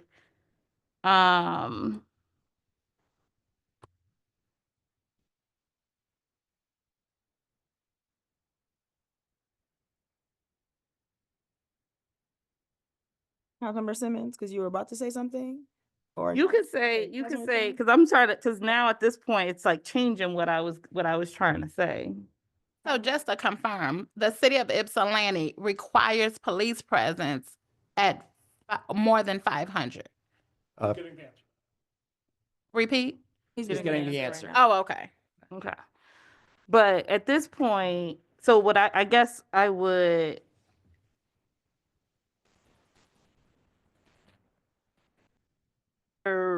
because I'm wondering whether they were it's also, it's hard because now we can't ask. Because then it's like, were they requesting it because they're asking for all presents as they're in partnership with everyone? Or are they asking specifically? Because that didn't seem to be, what the Reverend's understanding was. So if it's as it stands, the whole thing about waiving it just because, like, I would say that I would want to actually amend the resolution and to remove that. Well, you have a motion to table on the floor right Mhm. now. So either that Yeah. needs to be voted on or removed from the table. The police presence is required above 1,000 people. Thank you. That makes sense to me. That's what I've seen. That's why I was like, I know I've seen some of these somewhere, but that's what I was trying to. So thank you.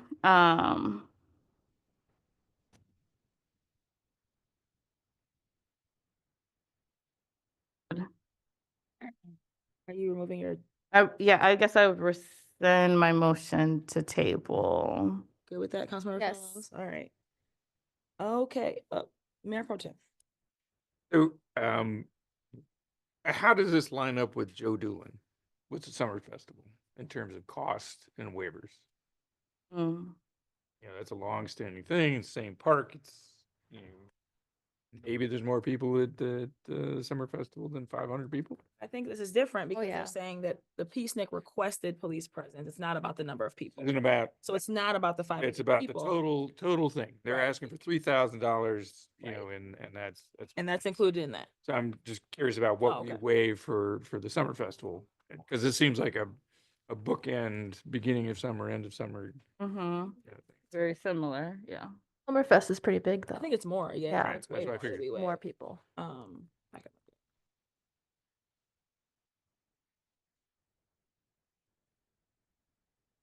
Heading with this because are you saying, Councilmember Simmons, Yes. that you want to remove that number because it Yes, was so- requested?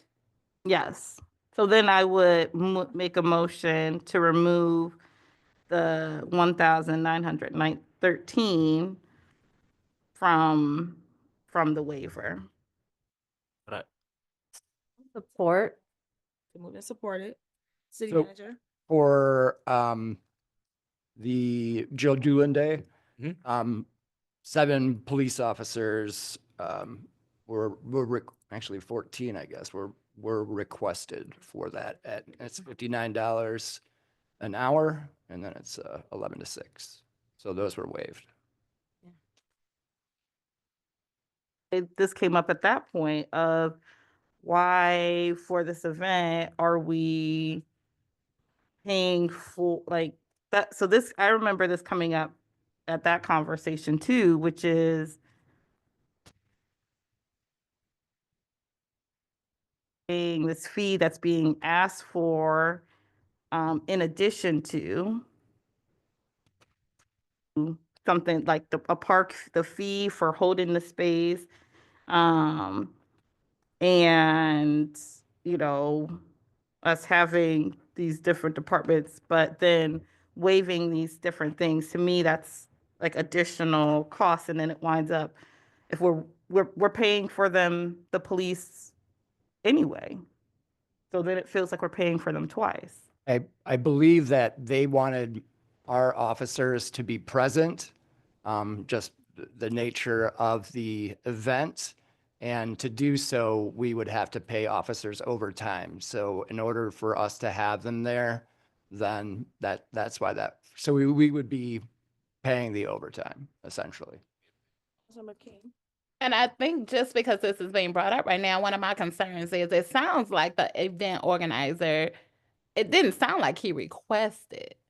So I just am unclear if he actually, I'm unclear about that because when he was standing here and Councilmember Simmons asked the question, it sounded like he didn't request additional officers.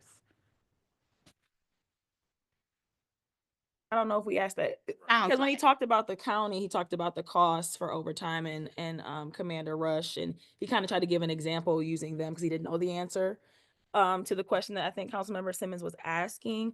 I guess what I'm trying to get is,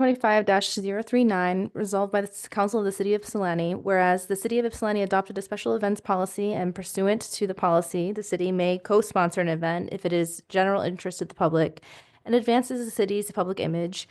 And whereas this year, a Brighter Way barbecue will take place Friday, May 16th at Riverside Park. And whereas Brighter Way Barbecue's event organizer is requesting that the city waive the park rental fees for the 2025 event.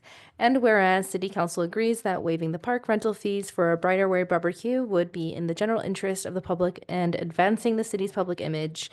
Now therefore be it resolved that the City of Ypsilanti Council approves the request to waive the park rental fees for a Brighter Way Barbecue 2025 in the amount of $1,785. And I so move.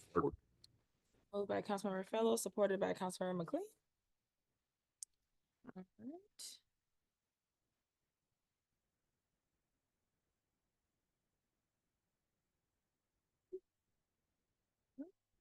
I don't know if anyone from Brighter Way is in the audience. Okay, well.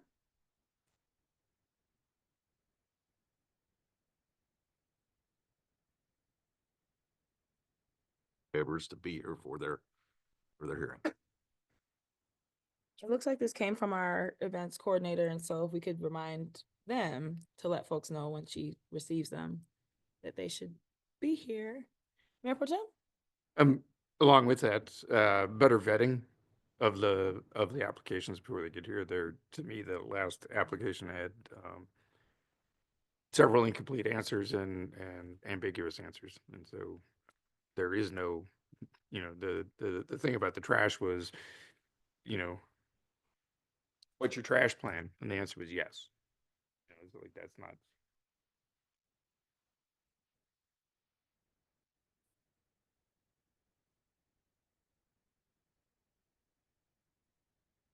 Question, how, the last one, I know it was brought by Councilmember Tucson and myself. This one is brought by Wendy. How does she get to choose when to send? Like, why wasn't the last one sent? I don't know. Did they go through Wendy first or did they come to you all? Because Well, I know he had communication for Wendy because she was on the email that me and Councilmember Tucson received. So just because we're having this conversation, I would love to know, how that one came from her, but the other one did not. It wouldn't require council support. It would be put on by staff. So that the peacenik item would have come regardless. So it's the question is it because like they put on the added to the fee waiver request as well? That was probably me, yes. Because it had been added by the two council members as the presentation for waiving fees when it came through. You just put it on there. I think that's how that happened, yes. All right, thank you. Thanks. All right. Councilmember Tucson. At the last, Brighter Way, barbecue in the park, it was a packed out Riverside Park. It was a lot of people there, a lot of resources. It was a great event, food for everyone who was in attendance. I'm actually looking forward to it again this year. I think it's very good for our community and for our city to have that there. So, Bless you. Thank you. Further comments or questions from council on this? Councilmember Fellows. I'd like to just highlight in their application, they do cite that they'll use conflict resolution strategies to prevent incidents from escalating and calmly ask unruly, disorderly persons to leave the park. So they, are offering a plan in which they don't have to use enforcement. And I do think it was a good point of Councilmember Simmons to bring up in the last application that enforcement is often unnecessary for these kind of festivals, especially of the size that they were requesting. So I am pleased to see that this conflict resolution strategy is being stated here. Thank you. City manager. In terms of the police presence that's required, it's usually the only events that have it required are Beer Fest or a cannabis festival. Thank you. Yep. Any other comments or questions from council? Seeing none, please call the roll. Councilmember Tucson. yes. Councilmember Simmons. Yes. Councilmember McLean. Yes. Councilmember King. Yes. Mayor Pro Tem Wilcoxen. Yes. Mayor Brown. Yes. Councilmember Fellows. Yes. Motion carries unanimously. Thank you. Councilmember McLean, you have 040. Resolved by the Council of the City of Ypsilanti, whereas the City of Ypsilanti wishes to honor and pay tribute to Patrolman Douglas Downing, an officer who served with distinction for 7 years and lost their life in the defense of the City of Ypsilanti. And whereas Patrolman Downing was twice awarded a meritorious action citation for courage and outstanding performance, first for his apprehension of a suspect in a breaking and entering case in 1971, and second for disarming a citizen threatening him with a rifle. And whereas while responding to a bank robbery, Patrolman Douglas Donald Downing was slain on July 11th, 1975, and whereas the bank was located at Michigan Avenue and Park Street. Now therefore be it resolved that the City Council of the City of Ypsilanti honor the heroic acts of Patrolman Douglas Downing and ceremonially rename Park Street south of Michigan Avenue, Douglas Downing Street, so that he may always be remembered. I so move. Been moved by Councilmember McLean, supported by Councilmember Tucson. City Council, this was brought to me by a former police officer, Jesse Foley. He requested that this be done so that this officer who died defending the city of Ypsilanti can always be remembered. I know there are several officers that serve with him in the audience. If you'd like to raise your hands. Yes. Yeah. Thank you. Thank you so much for being here. I'm just requesting on their behalf that this be done. And I'll add that, you know, Mr. Foley reached out to me as well, and we had a wonderful conversation about Patrolman Downing. And so I gave my full support to City Manager Halenga to add this to the agenda. I think that, you know, it's really important that we honor individuals who have served in our community. And I feel like this is the least that we could do for someone who gave their lives to supporting, you know, our citizens in Ypsilanti so long ago. And so I'm honored that you all were here with us to show your support and to be present and to stand for your colleague and your brother. And so I'll open the floor to other council members who may have comments or questions. Just be brief and quick. I'd like to thank you all for your service. Thank you.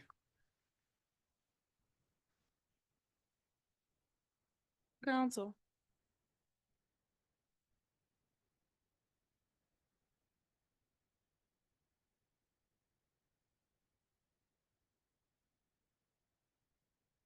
Council.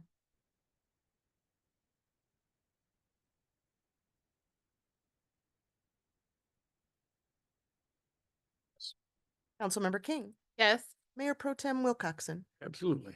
Mayor Brown. Yes. Councilmember Fellows is absent. Councilmember Tucson. Yes. Motion carries. Thank you all so much.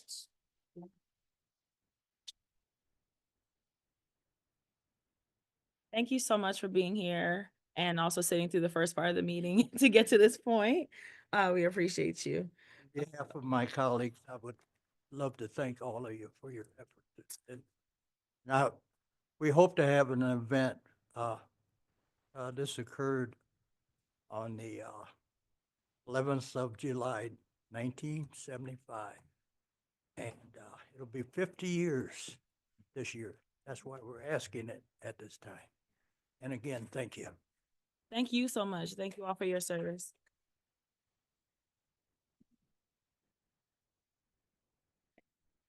Councilmember Simmons, you have 041.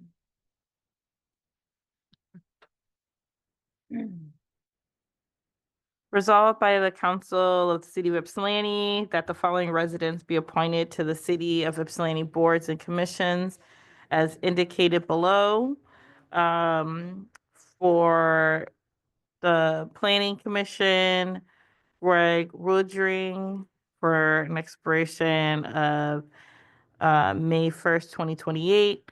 And for Parks and Arts Commission, we have Anna Parker with an expiration of 07 July 1st, 2028. And I so move. Support. Been moved by Councilmember Simmons, supported by Mayor Pro Tem Wilcoxen. All right. Comments, questions, Councilmember Fellows. Yeah, I was excited to see the yeah, there's hustle and bustle in here. Yeah. But it just we received, the boards and commissions packet, which I brought up a couple times. I really like this because it was helpful and just forming a plan of action as far as filling our commission. And so after I received that I did start reaching out to some people I know in the community that were interested in serving. And so both Greg Woodring and Anna Parker are longstanding residents and have particular skill sets that I think would be good addition to these commissions. Can't close the door. So please don't close the door. We can't close the door. Okay.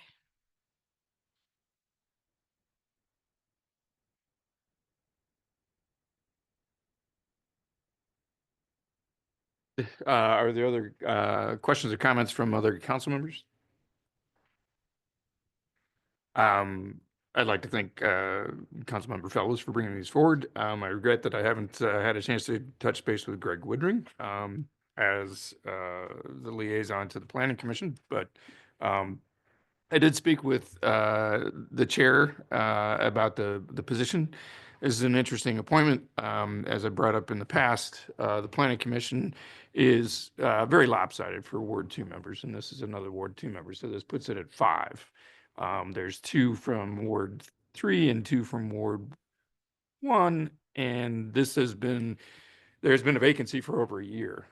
So with that, it's good to have a full board. So with that, I just want to acknowledge that that's a very lopsided arrangement. We have those in some of the other commissions as well, but take it on faith in this part. Yes. Yes, appreciate. I actually wasn't planning on saying anything, but I just will say right quick that I know we had talked about this, and there was actually another person who had applied. The reason I'm kind of not pushing that whole process that, for adding Jake Phillips on is in part because he has lived in the city for less than 2 years. And so, which I didn't really catch. I think I saw like about 2 years and I was thinking like over. But anyhow, that aside, that's just part of like for us to know so that when we're putting things forward. But that's the reason for that I'm kind of just stepping back on that. But the other thing was just that we were told that there will be some folks who will be terming off, that there'll be some openings on the commission too. So For the Planning Commission? yes, I think the email we got from Josh was that everybody there was planning to reapply. Oh, And so that wow. that does call into a different question. It's like if we have multiple applications and we have incumbents, then what priority do they have? And I don't think there's a policy around that at this point. No.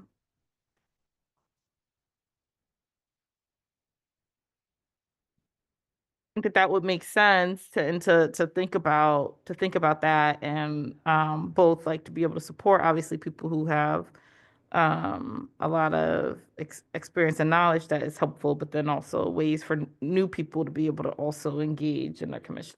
Yep. Yeah. Fellows? I would just like to highlight, we do have our March 12th work session for commissions. And I think this would be a great thing to talk about on that. And I did send over some potential topics that could go on the agenda. I know that staff has been working on it. And so part of that is the term dates, and maybe we even want to discuss term limits if that's part of that conversation or not. But and also representation and ward balance could be one of those conversations too. And I just want to say that I met with Jake Phillips. I believe a lot of us have, and this is a person that is like wanting to engage with the city and wanting to serve. And so I want to encourage people that want to serve the city to do so. So I'm hoping that once Jake hits that 2-year residency mark, that we can find another potential posting for him. So I just want to say that I support Jake as well. Any other questions or comments from council? Oh, talking about the appointments. Yes. Yeah. Yeah. I had a meeting with Jake last week, and his honesty, his upfrontness was something that I really admire. And I think that I think he'd be a great addition. He's not being nominated. Oh, he's not? No. Oh, He hasn't lived in the city long enough to qualify. So that was part of the conversation while you were out of the room. So I apologize. no, no worries. No. Any other questions or comments? Not, or would you call the roll? Mayor Pro Tem Wilcoxen. Yes. Mayor Brown is stepped out, she's absent. Councilmember Fellows. Yes. Councilmember Tucson. Yes. Councilmember Simmons. Yes. Councilmember McLean. Yes. Councilmember King. Yes. Motion carries. I have the next resolution, so I will just read that. Resolution number 2025-042, resolved by the Council of the City of Ypsilanti, whereas the City of Ypsilanti is a member of the Washtenaw Regional Resource Management Authority, and whereas the City Council has the authority to appoint a delegate as detailed in the WARMA Articles of Incorporation, and whereas the City Council has determined that the citizens of the community will be served well by appointments of Bonnie Westler to the role of WARMA delegate and Ryan Dillon to the role of WARMA alternate. Now therefore be it resolved that Bonnie Westler is hereby appointed as WARMA delegate and Ryan Dillon is hereby appointed as WARMA alternate delegate, both with the term expiring December 31st, 2025. And I so move. Support. It's been moved by Mayor Pro Tem Wilcoxen, supported by Councilmember King. The yearly requirement to delegates, if you want to have any questions for Bonnie, she's right here, but she was on it last year, and Ryan, I believe, is over environmental services, so.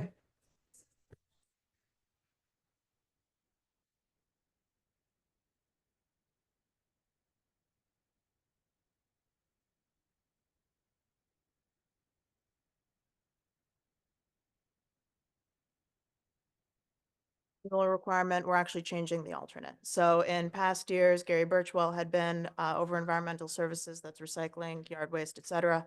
And so he had been the alternate this year. Well, Ryan's actually been over environmental services for about an entire year now, but we're switching that out. So it's the more appropriate person as the alternate.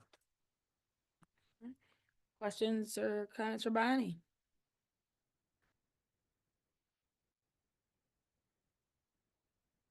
Mayor Brown. Yes. Councilmember Fellows. Yes. Councilmember Tucson. Yes. Councilmember Simmons. Yes. Councilmember McLean. Yes. Councilmember King. Yes. Mayor Pro Tem Wilcox. Yes. Motion carries unanimously. Thank you. Councilmember Simmons, you have 043.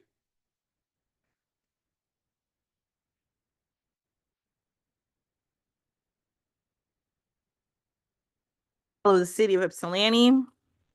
Whereas sustainable practices should be the focus of all governments and people across the globe. And whereas solar power provides clean and renewable energy. And whereas the renewable energy and electrification infrastructure enhancement grant will assist in the installation of solar panels within the neighborhood enterprise zone. And whereas the addition of solar panels will decrease the cost of electric bills and increase economic stability. Now therefore be it resolved that the City Council of the City of Ypsilanti direct the city manager to submit the grant application and for the city to act as fiduciary in its administration. And I so move. Moved by Councilmember Simmons, supported by Mayor Pro Tem Wilcoxen. Council, there was a presentation at the last meeting. Staff was directed to bring forward this resolution. If you have any questions, Mr. Strensky is in the audience. I'm sure he'd be happy to answer them. Comments or questions from council? Councilmember McLean. Thank you, Mayor. First, I just want to thank Dave and John, who left earlier, for bringing this to us. And I love this project. This is exactly the kind of thing that, I mean, there's so many benefits to so many people. And it's going to be mostly the right people that we should be working to support. So thank you very much for doing this. Thanks for the work that you have done and that you will be doing in the future. Let us know what we can do, if anything, to market this opportunity. And if there's a way to expand it in the future, I'm all for it. Thank you.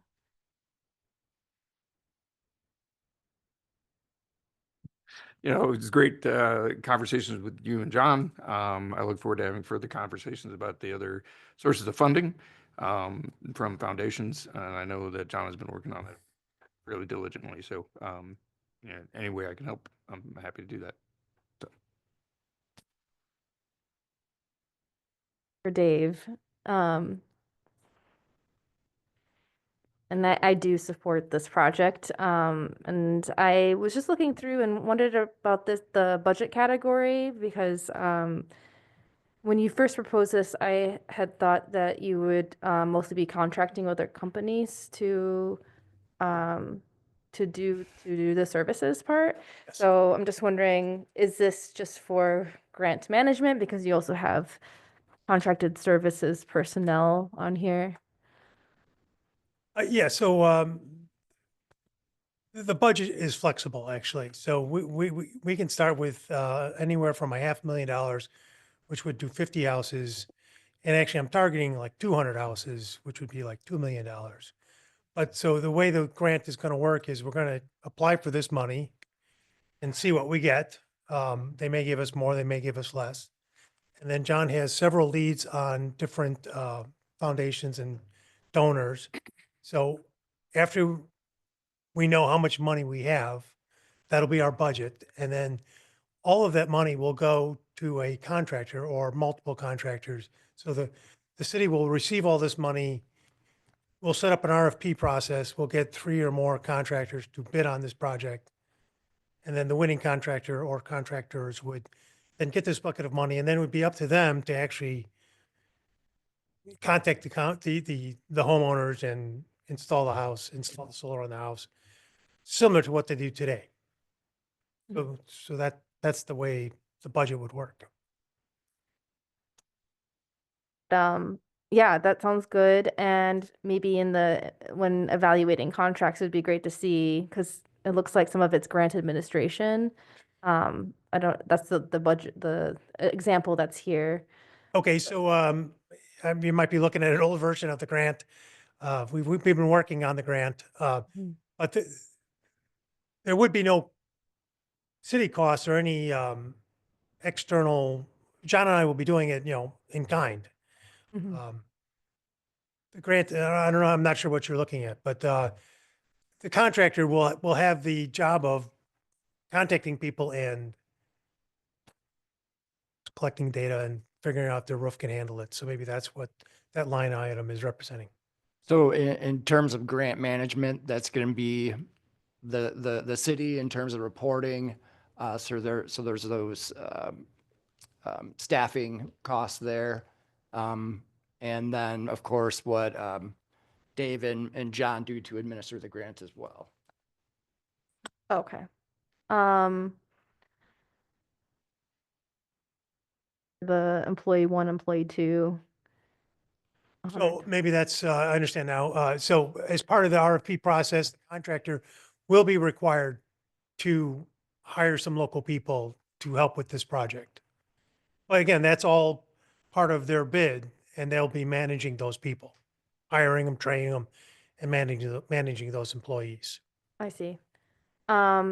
And how long are these jobs expected to last? I'm hopeful that it's going to go quick, knock on wood. I mean, once everything is kind of defined and they get rolling, in one of my timelines, I was putting down 20 houses a month. So 100 houses, that's 5 months. So basically the summer. I actually suspect once they get rolling, they're going to be doing them much faster.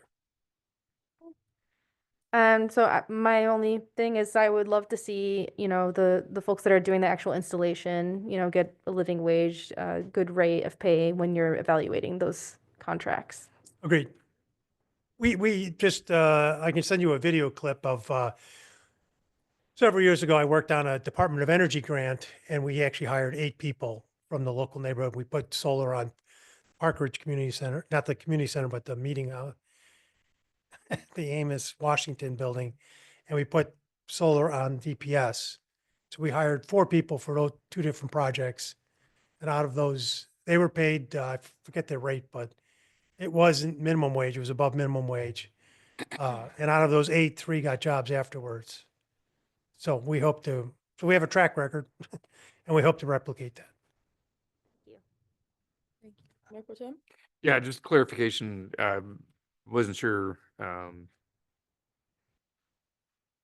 The 2 admin positions that total 300K. That is the contractor. That's not you and John. Right. Nobody from the city. That's the contractor themselves. The 90. Yeah, I think John put that in the budget. So he was trying to flesh. I just said, give all the money to the contractor. That was the budget. He said he wanted to break it down. So then I said, okay, well, panels cost this much. Inverters cost this much. Somebody has to manage these employees and manage this project. So yeah, all of that will be handled by the contractor under their bid. When you came last week, it is for homeowners. If a landlord said they wanted the solar on their house, would you accept that person? Because you said it's for homeowners that actually own the home and live in the homes.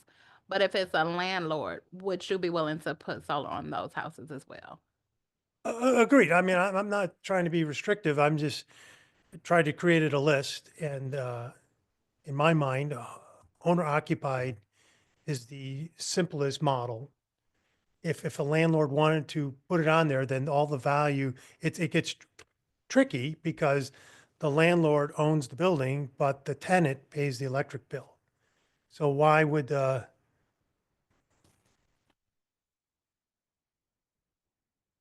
name, because they're paying the bill. So when they swap tenants, then there's a little bit trickiness there. And so the way, if you were to do it that way, the landlord would get the solar, put it on the building, and then basically lower, make sure I get this right.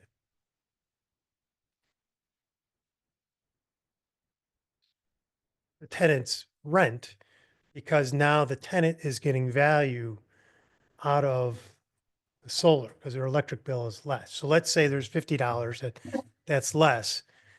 Tenant is paying $50 less. The homeowner, the landlord, has gone through, quote, the effort and the money of putting this on, although in this case it's zero.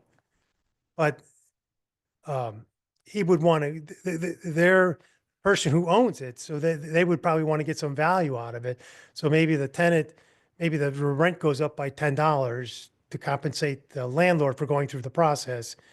And the tenant would then make $40 savings because they get a $50 off. It could happen. I'm just saying, you can see right away, it gets tricky on how money passes from the landlord to the tenant. We can do it. I'm not against it. I'm just saying, let's do owner occupied first. And if we exhaust that list, then we'll open it up to other scenarios. And basically, the landlord would have a savings and potentially he could raise the rent. The landlord wouldn't get a savings. The landlord's putting out effort. In a typical situation, he would be paying for it. In this case, it's free, but he's got to talk with the contractor and get it put on his building, and it's going to cost him some effort, the landlord's. And so, Because in some cases, when people are renting, they could be renting to own. So that way it could be a benefit to the tenant. And that is one reason why I'm asking. I'm not against this. I'm not against this at all. If you want to put them in the first on the list, and I could see a landlord that has nieces or nephews that live there and, would want to give them full value. I'm full for this. If you have any names that would want to be added to the list, I don't care. Thank We'll you. talk to anybody. We got to just put solar on houses. I don't care where it is. Gotcha. Councilmember Fellows? Yeah, I'm glad that you, Councilmember King brought this up just because it came up briefly last meeting. And I just wanted to point out that the county weatherization program does have a pathway for tenants to apply for weatherization as well. So it doesn't completely lock out tenants. And it sounds like we wouldn't do that either. I do agree that, most landlords are going to just see the increased value as a way to increase rent. And to no benefit of the tenants. So I think it might be more of a situation where tenants should know about this opportunity and, talk to their landlord and have a pathway to participate if it's beneficial to them. Other comments or questions?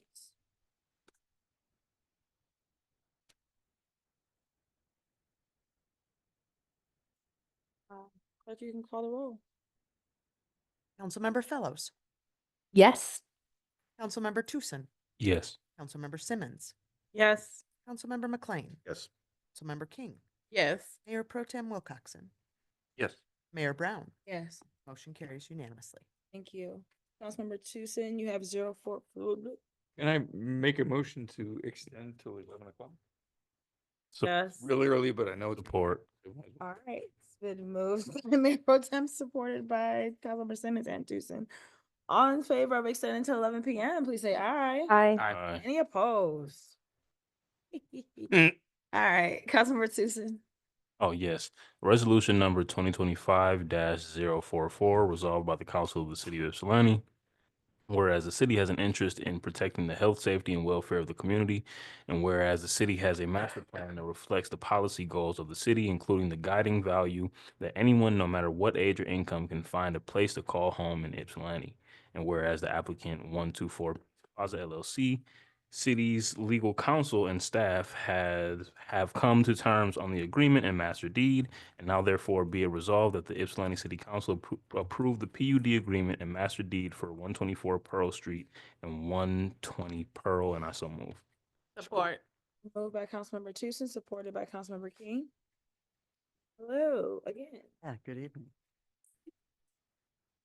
So just to give a really brief overview, this project that is being proposed at it's being proposed at 124 and 120 Pearl. It's a planned unit development and site condominium.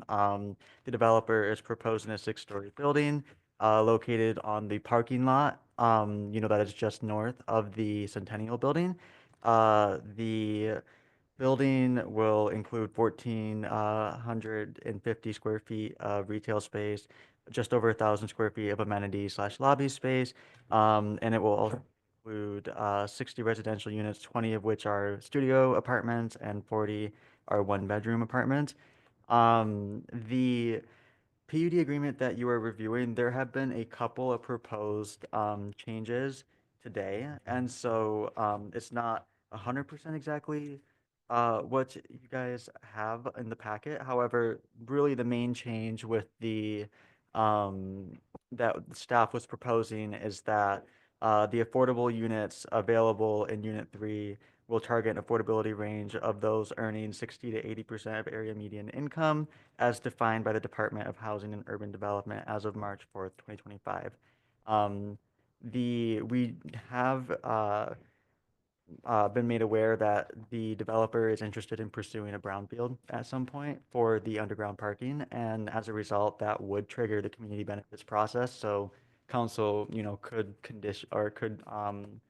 condition the affordability to begin with, but this is something that staff felt would be important to have in the PUD agreement. Questions regarding this agreement? Floor is open, council. Questions?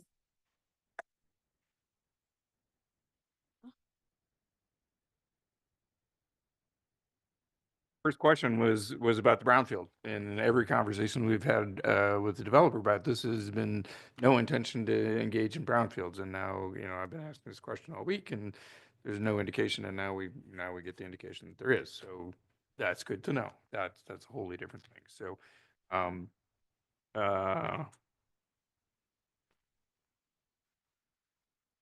this packet. This has been before us multiple times. The departures. I was expecting a breakdown one by one of what those departures were. What it is, it's kind of generally addressed in here, but it for me it was difficult to follow. There's 2 different copies of the agreement in here, and then it turns out that on the day of it gets changed again. So, that I'm a little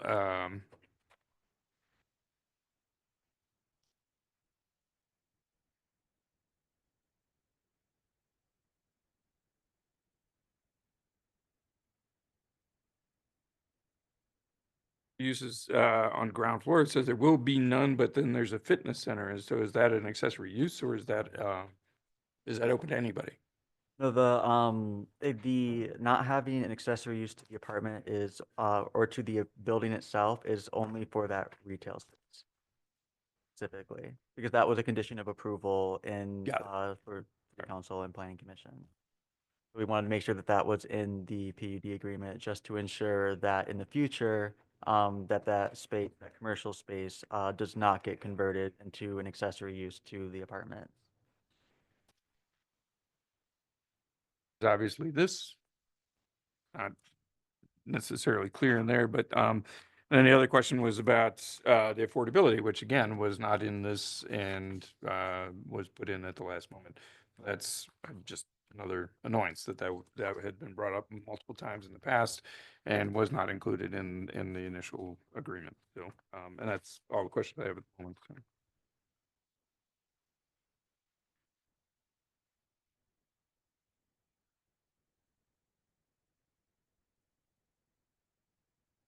What it is we're voting on, therefore. So we had something in our packet.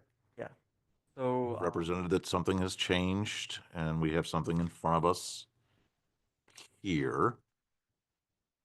yeah, so council, it was a condition of approval, specifically condition 15, that the PUD agreement get reviewed and approved by the city attorney. And then once that happens, that city council will review and approve the PUD agreement, because traditionally council, when they approve a PUD, they also have the agreement, but that was not the case. And so council wanted the opportunity to look back at the PUD agreement.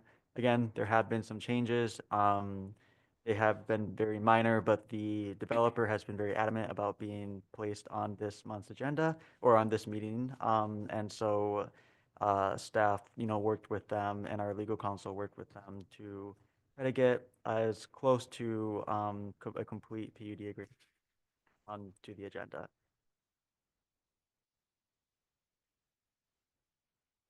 Voting on is not what was on our agenda.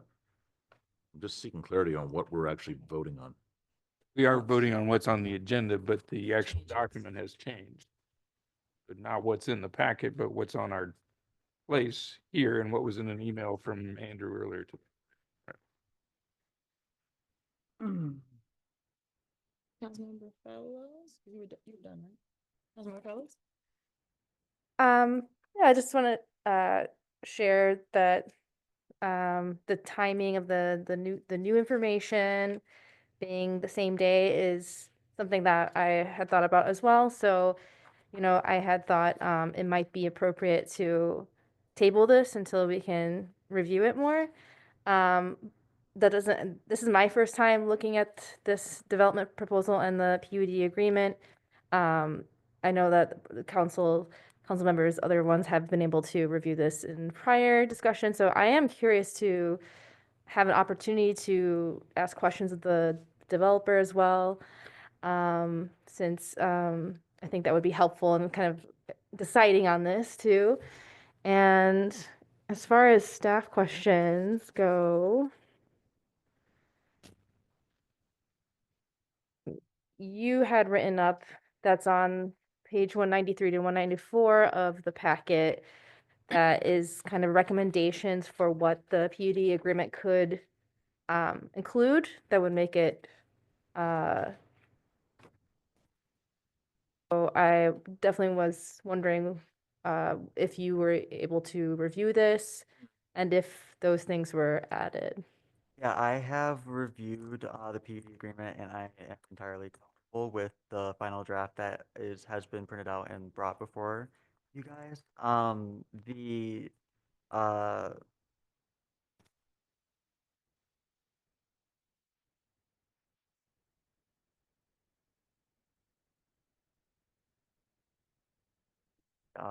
requirements that are within the memo as well. So. Okay.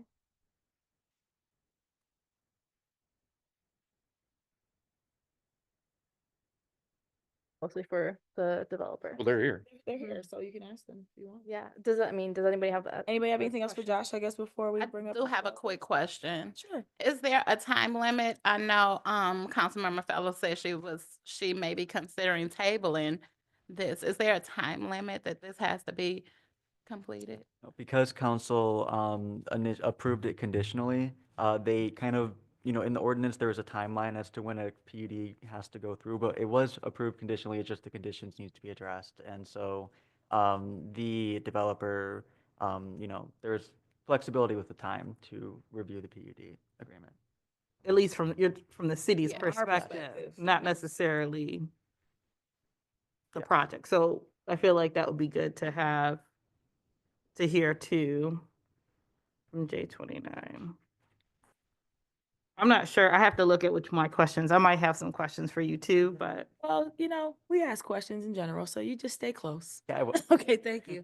If we can have the developer come forward. Thank you. And good evening. Hello. Having us this evening. It's a pleasure to be here. Welcome back. And I guess I'll just let you ask some questions since. Well, am I starting? Absolutely. This is your first time seeing it, so Okay. yeah. Or you don't have to. I mean, Or I can just ask a oh, time. go ahead. Can you, from your perspective, are there any time constraints on this development? Yes, there are. So just for record, Derek Scott, J297. Again, thank you all for the consideration of this on the agenda tonight. So yes, there is a time consideration. I want to acknowledge Council. Okay. Member- Look, Steve. Might be speaking to you like that. Councilmember Wilcoxon's concern earlier about the timing of modifications coming. We share the same concerns that you share. We met with the city back in January to kind of get to a timeline for the PUD agreement because there was just a stall with conversations and negotiations. We're waiting for a new legal counsel to come on from the city. And so in kind of pushing to get a conversation to move this forward, we asked for like a really explicit timeline because we did have time constraints. What that meeting led to was that the city committed to getting us comments, full comments, a full thorough review of their PUD comments by February 14th. And then we were required to turn all of our comments by February 25th to meet the timing for this agenda. The city did turn a full PUD agreement to our council by the 14th. Our deadline was the 25th. We returned comments by the 21st. These additional comments came after that. So there were additional considerations for affordability language, which we were not opposed to. We welcomed it, and we're in agreement to adding it. But we didn't get that request until this past Friday. Our council turned that around this past Monday, is when we turned those comments. So you all are seeing them, I guess, today, but we turned them as of yesterday. So we really had like a weekend to turn comments that we were expected to have by February 14th. So, again, I understand your frustration of seeing them today. This is your first time seeing them, but we worked with diligence to make sure we met the timeline that was given to us by the city staff. Rogers, I'm legal counsel. Mhm. I just want to provide a little bit more background for that. The PUD and the master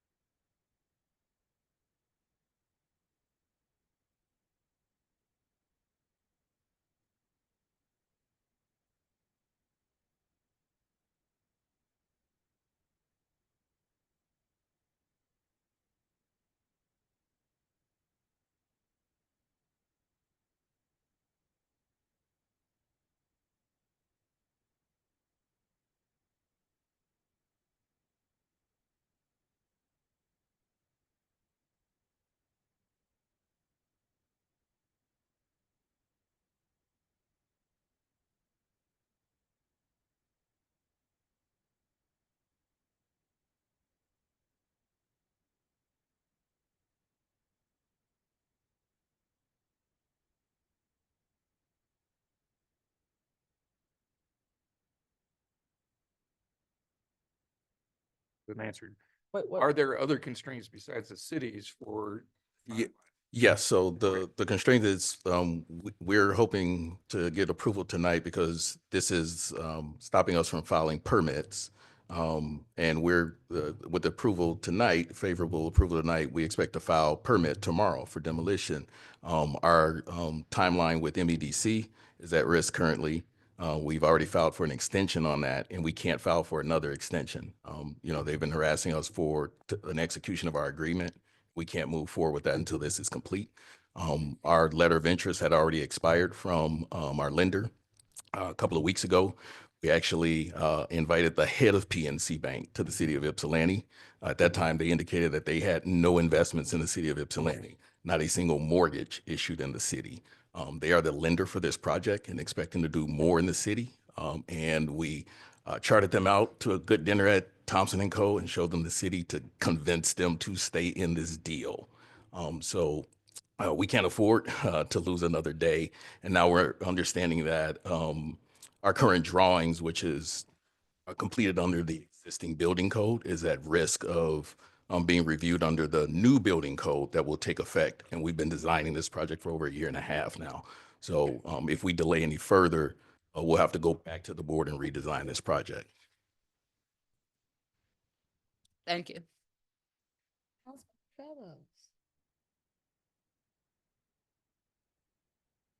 I have a lot of questions. Okay.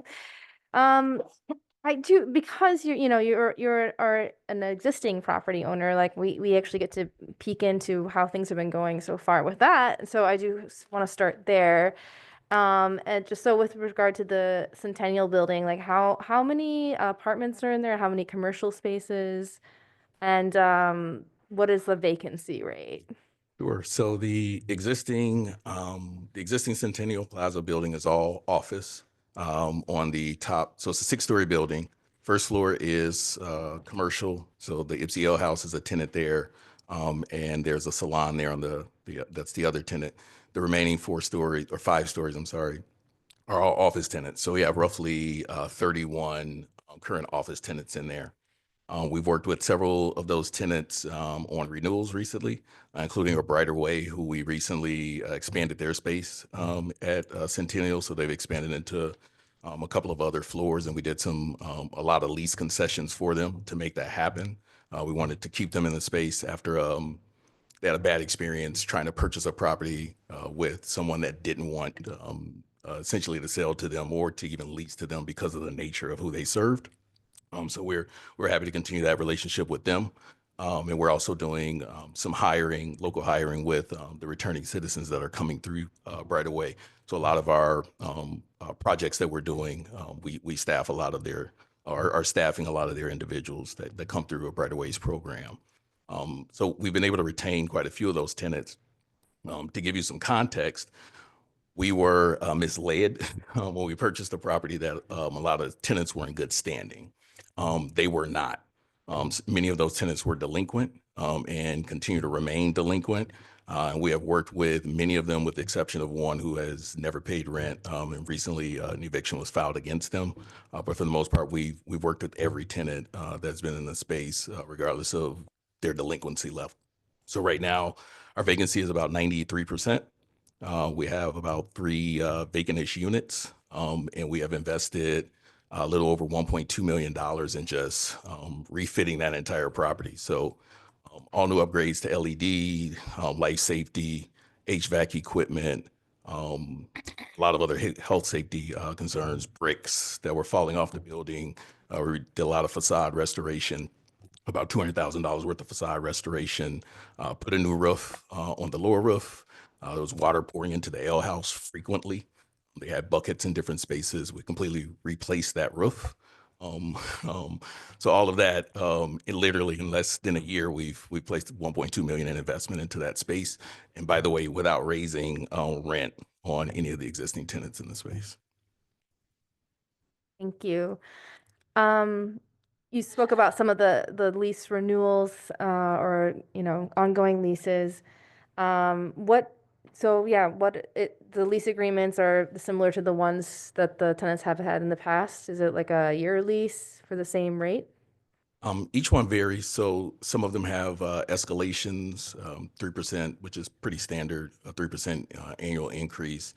So any existing lease agreement, any option that was in place, we honored all of those options. If a tenant didn't have an option, we still honored what would have been an option, just a normal 3% increase. If there were improvements that were needed to a space, we offered tenant improvements. And typically with a tenant improvement, you would do like a lease increase to kind of offset that tenant improvement cost, but you're taking that on as the landlord. So we've had a few of those that we've done there. And then I'll stop there. So yes, we have had many renewals, existing rates. I mean, but we also have signed some new tenants to the space that have come in at maybe what might be a little bit more market rate. What is the market rate right now for commercial space? So our building is a little bit more unique. Right now you're somewhere between $18 to $24 a square foot. We have these unique spaces where we're the only building, really only office building in the city of Ypsilanti that most of the suites have bathrooms in them because it used to be an apartment building. So there's more of a fixed rate. So most folks are paying about $18 a square foot. If it's a larger space, on those smaller spaces, maybe $24 a square foot. For an example, a small 250 square foot office that house 3 or 4 people, $500 a month with a restroom and utilities included. And how much are the bigger ones? Our largest unit in there, $1,700 a month. It's probably the largest, and that's like, if you know the shape of the building, that whole side of the building is a suite on every floor, and so it's probably like 1,400 square feet or so. Thank you. And is it a year lease? Or you said it varies? It varies by but tenant. We have how some long? tenants that What's the can only range? sign a 1-year lease, and then we have other tenants that are on, I think the longest lease we might have in place is maybe a 3 or 4 year. Okay, thank you. I do know that the ale house is currently month to month. Is there any interest in extending that lease? I absolutely would love to extend their lease. The challenge with the L House, and Dave Roberts has gone on record here as well. They're not willing to sign a long-term lease, and it's actually one of the things that's hurting the entire project is without a leased tenant in the largest space of that building, we can't refinance our acquisition loan on that project. So it's kind of hurting the ability to move forward. But we've been working with them they've been delinquent. We've worked with them on a monthly basis. Despite delinquency, we've provided many concessions to them. Their rent had actually doubled under their existing lease. So once they went month to month, their lease price should have doubled. After meeting with Dave and understanding conditions, with what he was looking to do, we kept it at what they've been paying. They are the only tenant that has not had a single rent increase in 4 years in that space. Yeah. I think, what is it, 5,300 a month? 5191. Okay, which is different from the range you just gave me about the other units. So maybe you just left the ale house out. Well, I gave you the office space. That's different than the restaurant. So the restaurant's a larger footprint. They have about 7,000 square feet. So to give you an idea of the market on that right now, we have people that are interested in that space willing to sign a lease and LOI at $12,000 a month for the space. Mhm. Right now they pay $5,000. We have no interest in displacing them from the space if we can work with them. Great, thank you. And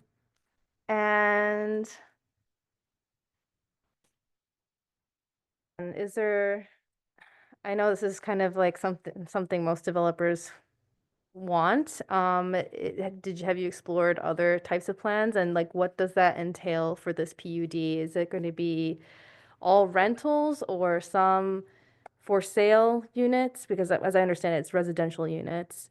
And does that also come with condominium fees?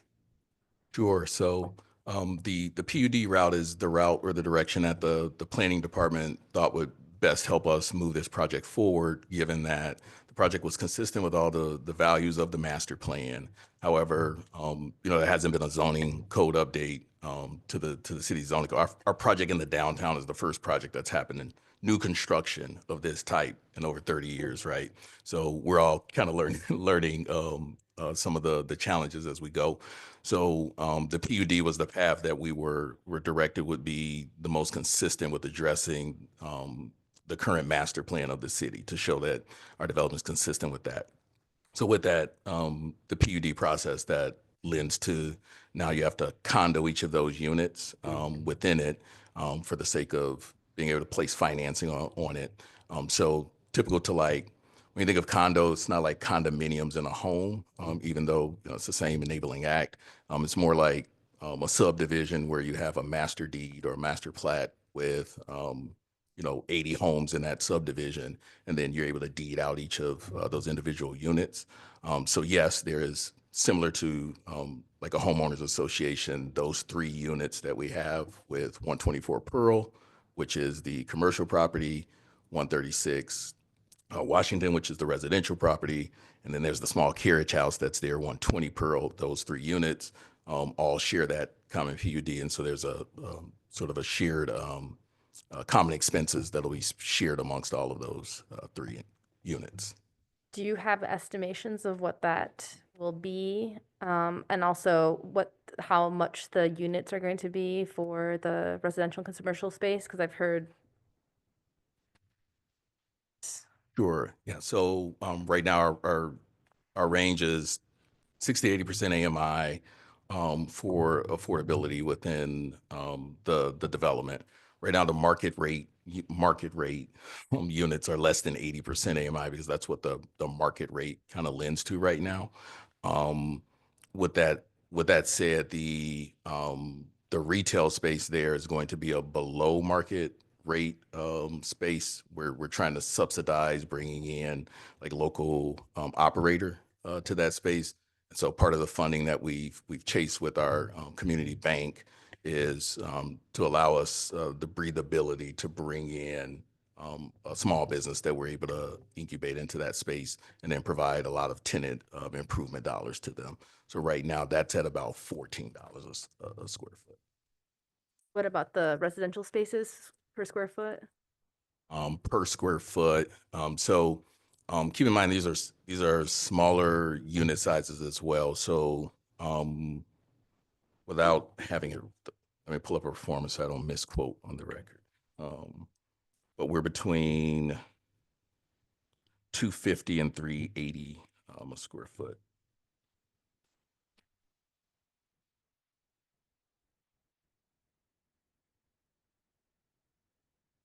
Unit, and how much would that cost?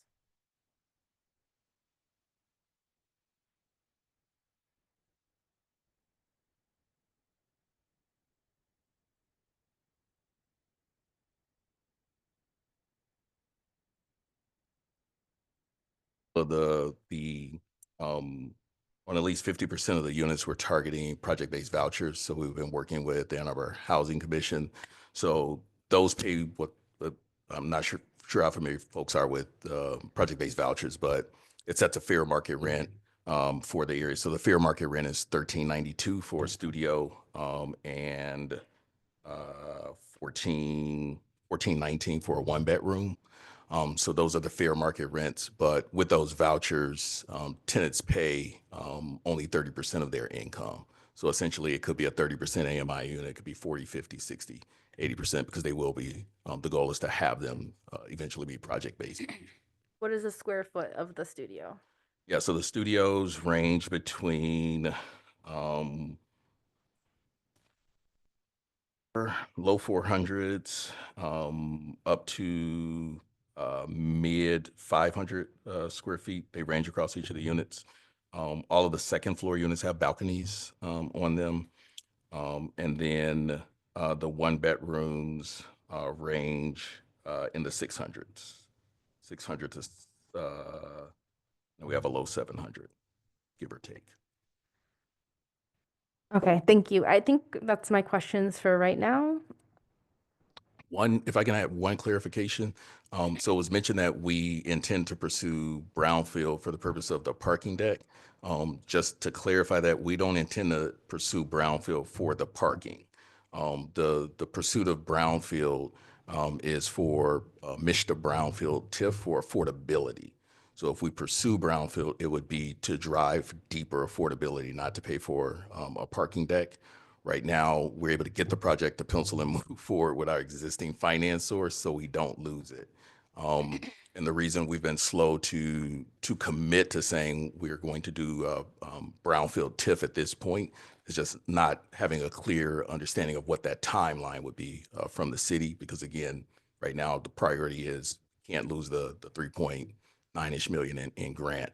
But what we have learned within the last 2 weeks is that if we're willing to start at risk with demolition work, we can run a concurrent process working with the city on Mr. TIF, go through the CBO, CBA process, and work on what that affordability is. We absolutely want it, as long as it won't compromise the project timeline. We want to make sure that we can get that affordability. So now that we understand that, as long as we can, again, move forward with commencing construction now under our existing financing plan and close that, we're willing to continue to work with the city to drive for deeper affordability. I actually did have one more based on what you said. Just are you expecting to get the project-based voucher? Did you apply for that? Is that? So it'll be a retroactive process where we're applying once we place in service. The intent is to, we've been working and having a discussion with the Housing Commission. If we go the process of doing a reservation, it just requires a lot more procedural stuff up front that we don't necessarily need right now to make the financing work. So the goal is to continue to work with them to place the vouchers once we get ready to place the project in service. Okay, thank you. Further questions from council? I'm pretty sure Councilmember Simmons, I saw your hand right before I started with Councilmember Fellows. Yes, I did have some questions. Thank you.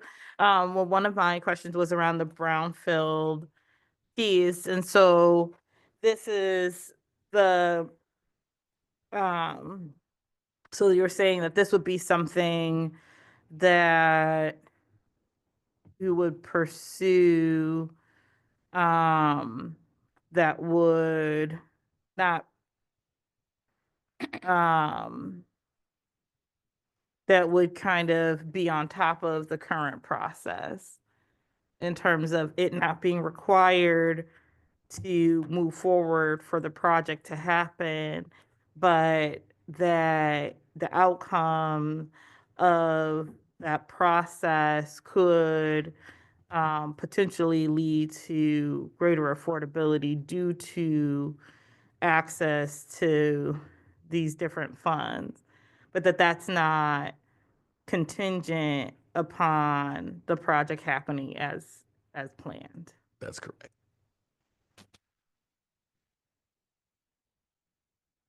Let me just see here. I have so many different questions and they don't all have to be answered now, but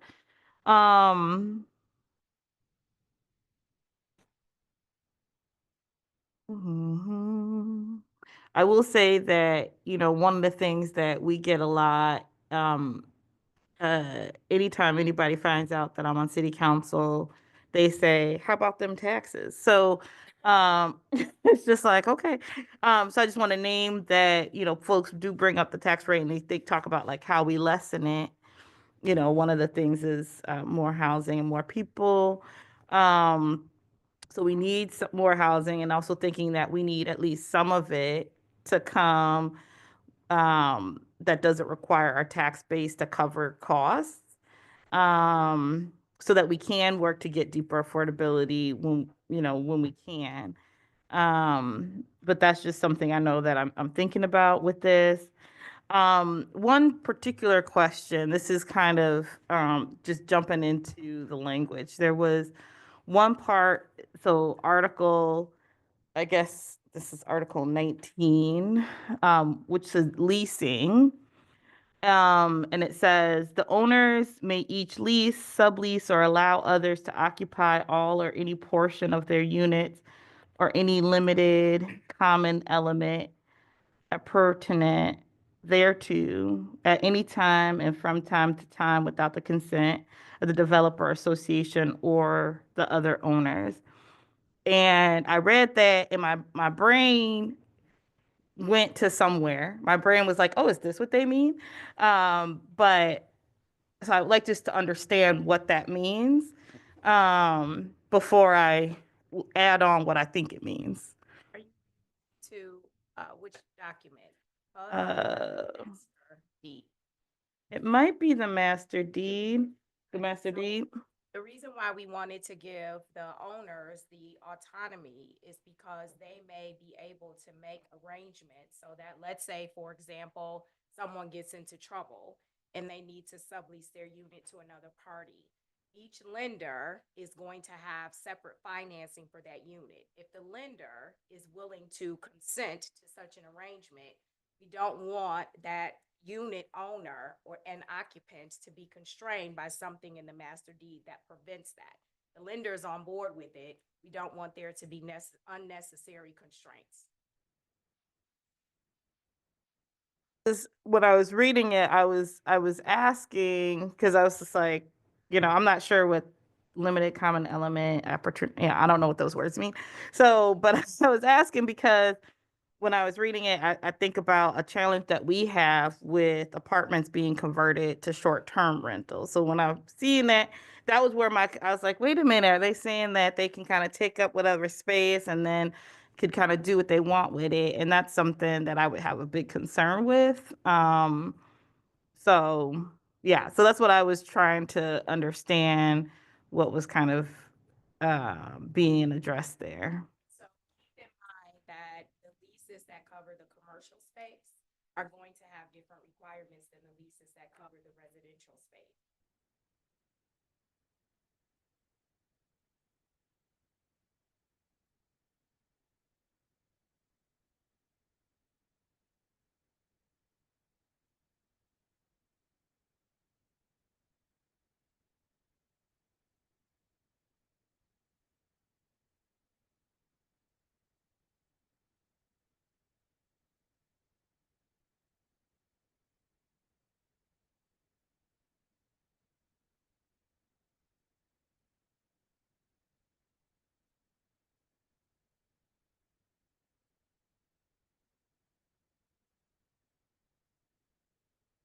Just in terms of the units that are being reserved as affordable at the 60 to 80%, I recognize that there's not that right now everything is under the 80%.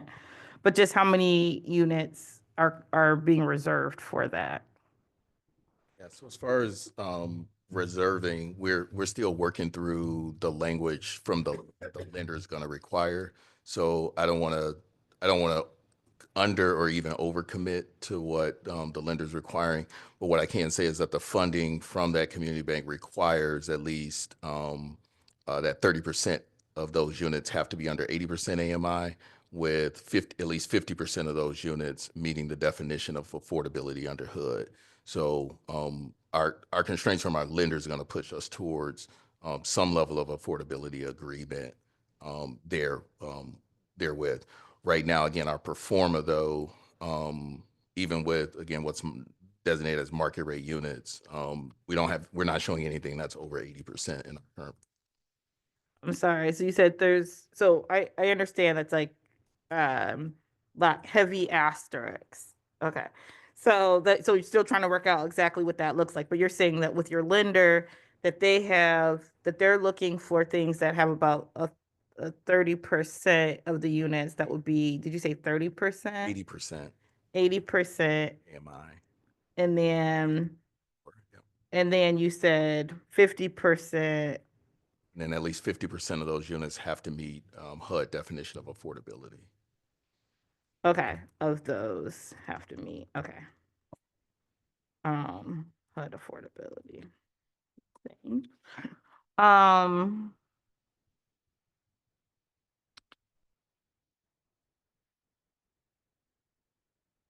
I think these other ones are not required right now, so I'm happy to pass it to anybody else. Thank you, Mayor. I think I just got one area of questions. My recollection is that one of the conditions when we last were talking was resolution of a court case related to the property immediately to the north of the parking lot. Is that right? Yes. And my understanding is that that has in fact been resolved through the purchase of the of that home by you. Is that accurate? That's correct. Okay. Can you talk about what are the plans for that building?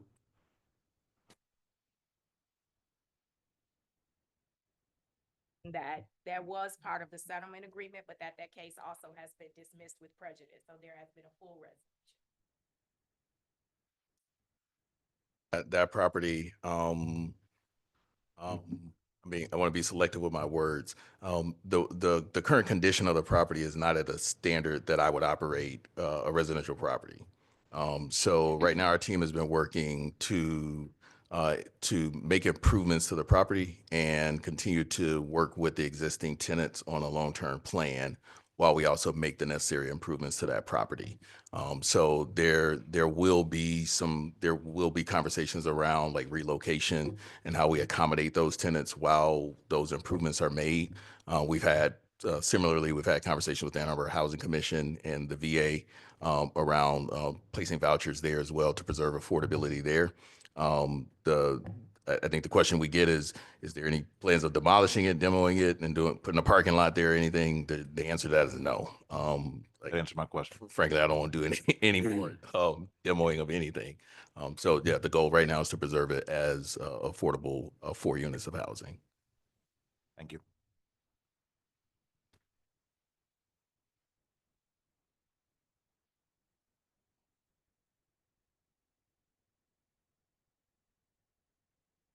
I like the fact that it matches the other building. You know, in terms of the master plan and having more housing in a dense environment. You know, when I first saw the plan, there were all these problems with not fitting into code and things like that, but it's just like those tended to be, a lot of these were minor. So much talk was about the dumpster and getting the garbage out and things like that. I was like, okay, that's not really a great concern. Yeah, it's a practical thing that needs to be dealt with, but it's not that big of an issue. But I think this does fit with the master plan that was questioned earlier in terms of increasing the density downtown. You know, one of the public commenters was asking why not on I think it was Ted actually, why not on Water Street? And I was like, well, yes, and so I don't think it's an either or. I think it's that this makes sense in that space as well. So I know that people are concerned about a longstanding business and things like that, and I know that's complicated issues.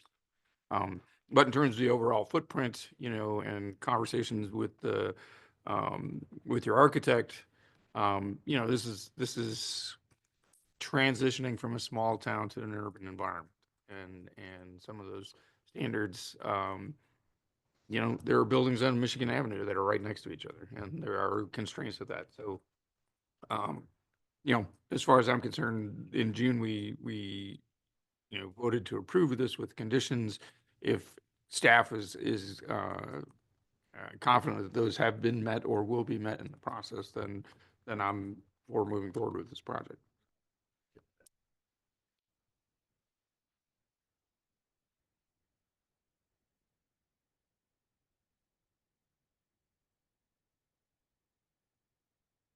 And so, you know, the issue of development is something that I think, you know, a lot of municipalities, especially small and mid-sized one, wants to kind of like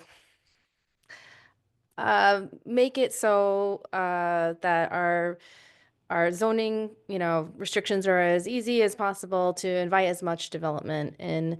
That's been like a strategy for neighboring communities, and it can make a lot of sense. But I am definitely of the more of the opinion that There needs to be a collaboration between the interests of a developer, which are quite different from the interests of a city, and that there needs to be regulation to make it a successful development.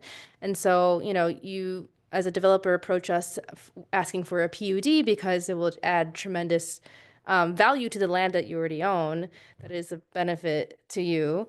And so, we would like to see some things for our city too, to meet community needs that we have. And it's not just to make more housing, but to make it make sense for us. So, while I do really appreciate you being able to answer all these questions today, one thing I'm going to highlight is that I am very concerned about this price range for very small units. 400 square feet is nothing. 600 square feet is nothing. And these prices, 1,400 and up, is definitely not affordable to any existing residents in Ypsilanti at this point. So, if this PUD is passed today and you do pursue more public support, you said you already intend to go through the CBO process.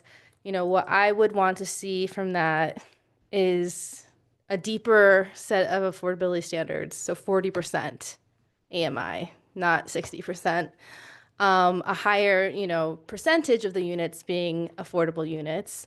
The studios, less, I know there's like a certain percentage of them right now, but a smaller percentage of those should be studios because these are really micro units. We have, and there's precedents. So the Dorsey Estates development approached us asking for, condominium site that were for 450 square feet cottages. And the CBO committee negotiated and asked for larger square foot, and so it's 1,100. So it changed from 450 to 1,100. So I'm just trying to give you an understanding of what to expect, what will be asked of you. As far as for me to support it going forward, that is something I would like to see improvement on. I would also like to see, good faith effort in contributing back, because I know you did get a big grant towards the from MEDC through Ann Arbor Housing Commission. And so I would like to see money into our housing trust in Ypsilanti as well. And I'm also interested in the possible deed restrictions to ban short-term rentals, and maybe even to continue the AMI standards in the long term into the deed restriction. So I just wanted to give a pretty good expectations of what I think it would take to have a development that works for both of us, both parties. And so, I think that going in the future, there's going to be a lot of interest to develop Ypsilanti. And so we shouldn't just cave to whatever developers want, but we need to ask for absolutely everything we deserve. And developers do ask for basically cities to socialize risk in development, and for the benefit of the developer to privatize all profit. And that is something that I'm interested in changing as a dynamic. Further comments or questions from council? The same thing I said last time. I am excited about this development coming to Ypsilanti, and I'm more excited to know that you can start pulling permits tomorrow. Appreciate it. Today's my birthday, so that would be a great birthday. Sees me too. All right. If there are no further comments or questions,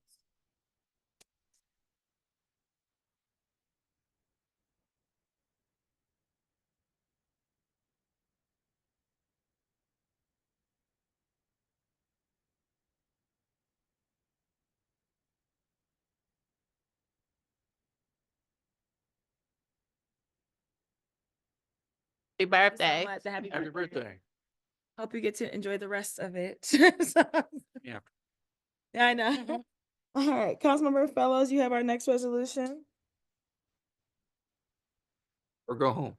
Resolution number 2025-045, resolved by the Council of the City of Ypsilanti, whereas the Washtenaw County Board of Commissioners placed millages for roads and mental health and for public safety on the 2024 November general election ballot. And whereas both millages were approved by county voters, and whereas all cities with a police department receive funding from the mental health and public safety millage, and the city of Ypsilanti being a recipient of that millage, and whereas the County Board of Commissioners requests the city of Ypsilanti to enter into an MOU to provide reports on how those funds are expended. Now therefore be it resolved that the City Council of the City of Ypsilanti approve the attached memorandum of understanding and direct the city manager to sign on to the city's behalf. And I so move. Support. Moved by Councilmember Fellows, supported by Councilmember King. Council, this MOU didn't necessarily need to come before you, but I thought you should all see it prior to my signing. It's pretty self-explanatory. Just need to report out to the county how our funds are expended for the mental health and public safety millage, and then for a 4-year plan for the $120,000 that we receive from the county. And also that any dollars used from the county would require a sign that says paid for by Washtenaw County residents.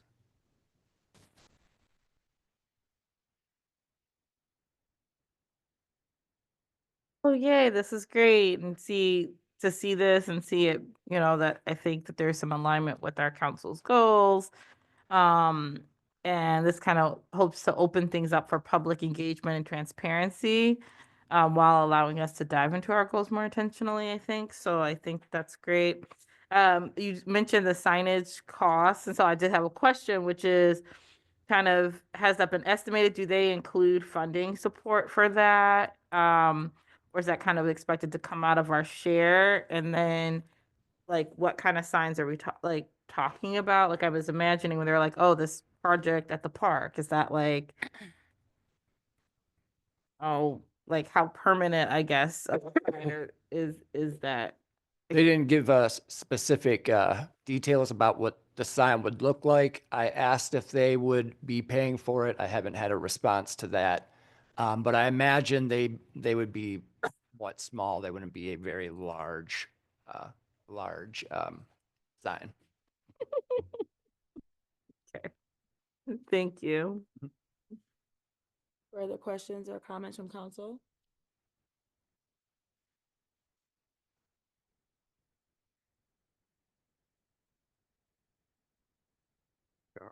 Clerk, please call the roll. Councilmember McLean. Yes.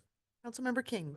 Yes. Mayor Pro Tem Wilcoxen. Yep. Mayor Brown. Yes. Councilmember Fellows. Yes. Councilmember Tucson. Yes. Councilmember Simmons. Yes. Motion carries unanimously. Thank you. All right. Next, we have the added discussion for the MML Police Chief Search. Councilmember King? So yes, I wanted to add this simply because of what I brought up last week. And I was talking to a few other council members, and one question that we came up with is thinking about bringing forward people that are already here before going to the outside. And I was also wondering, we did receive an email regarding the MML search. Is that a search that we could end at any time? And in general, I just wanted to have conversation about the next police chief. So I entered into a contract with MML to provide that service. I don't know if there is a termination clause, but regardless of that, I stand firmly with going through a search. I think it adds legitimacy to any hiring, especially of a position of this, the police chief. So I think, and speaking to the individual from the police department, he said he just wants what's best for the city. He has no issue going through this process. So I'm not going to speak in open session about this really anymore, just to protect the city. So that's all I'm going to say. So I did ask for a closed session. Can't have a closed session for this. Yeah, I'm just gonna interject. When I brought that up, it was about specifically if it was about personnel issues. or questions about personnel, and then that person, yes, would have to agree to that, not necessarily about the search itself.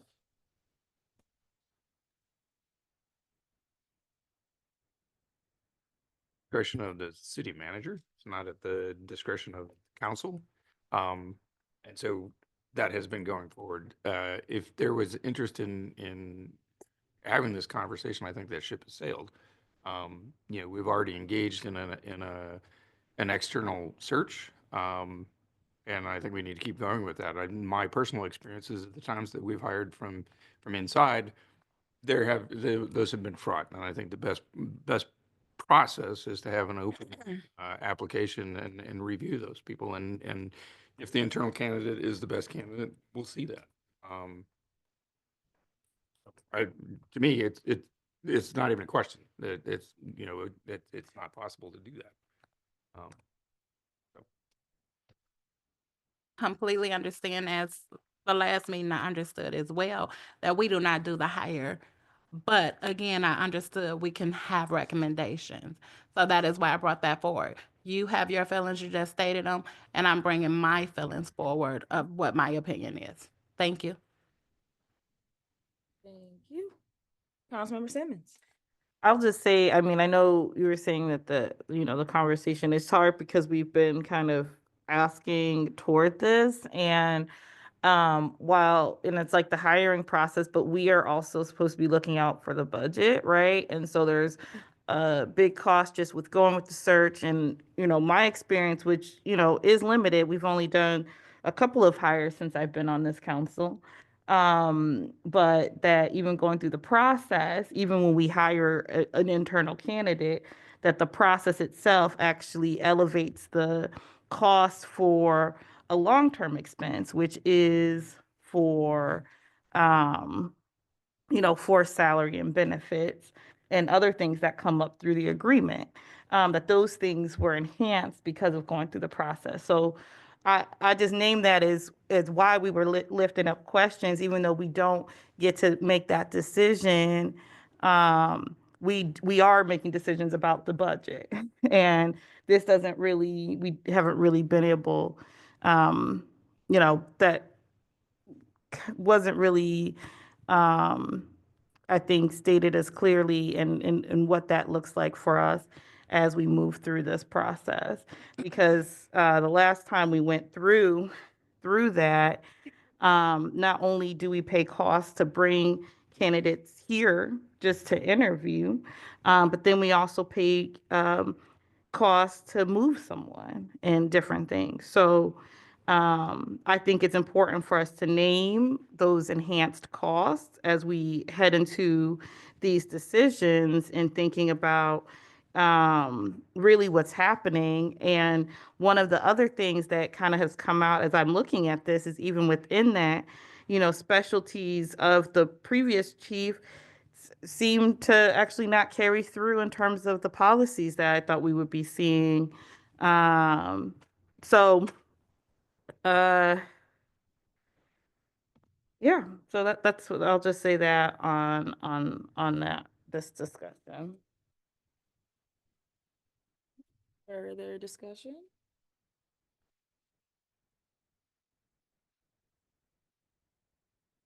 Thank Councilmember King for, raising these questions, even though I understand that at this point the ship has sailed. I do think it's being a good, fiduciary and fiscal steward of the city to be thinking about this. And I hope that this conversation can turn into one where we're looking at recommending hiring processes for personnel to the city manager. That could make it so we are, optimizing both our internal hiring candidate search options, as well as more than that. I understand that, some people believe best practice is always opening it up to a discovery as far and wide as possible, but I think that, council can have input into what that should actually look like for the city. Further comments, questions from council? Yeah, Councilmember McLean, sorry. Thank you, Mayor.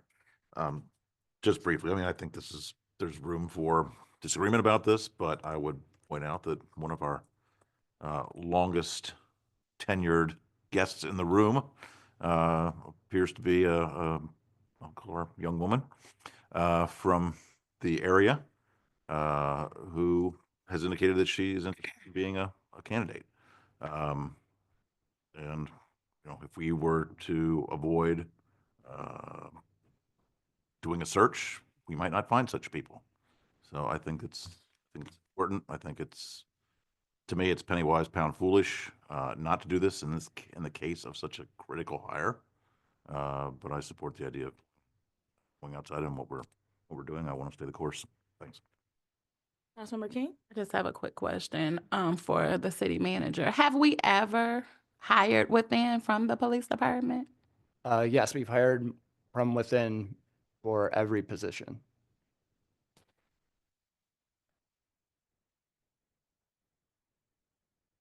Council? I would, sorry. Oh, Councilmember Tucson? I would also like to support still going through with this executive, saying far and wide search, and echo the same sentiments that excuse me, that Mr. Wilcoxon had expressed, that if an internal candidate would like to exercise their right to apply for this, they have the right to do so, as well as the others who are outside of the organization to put their application in and be considered. So I would support continuing on the path that we are on.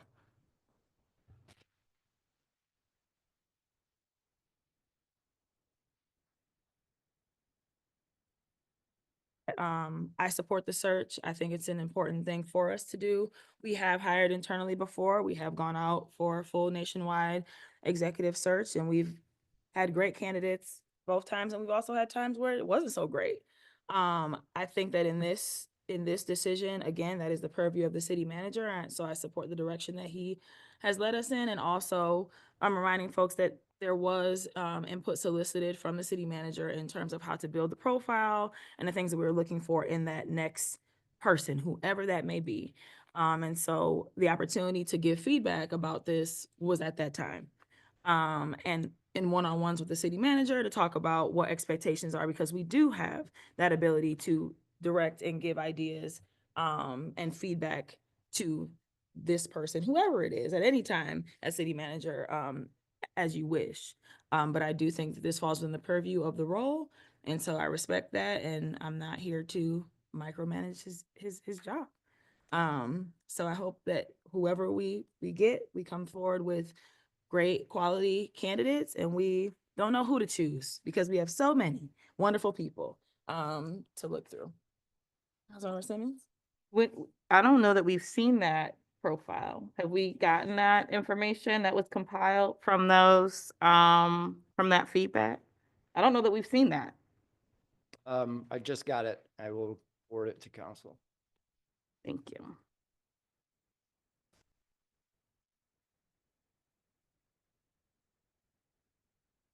Of course, the request of feedback for what each of us look for in candidates is great. But I'm also more notating that having input on the process itself is also helpful to the city, because, we just had a chief that didn't last very long and was, a great expense to the city in multiple ways. So I do think it's just responsible to be able to have these conversations and ask these questions. And I do support the city manager in completing this search as is now, but into the future, we can talk about this so there isn't this divide about how this process goes. Thank you. And I would just agree. I think it is okay to have those conversations one-on-one. And I also think it is transparent to have those conversations at council so the public can hear. Because part of the reason I brought this forward, because I heard from constituents saying, hey, we have someone right here, why can't we bring them up? So that is one of the reasons that I brought this conversation. Thank you. Further comments or discussion?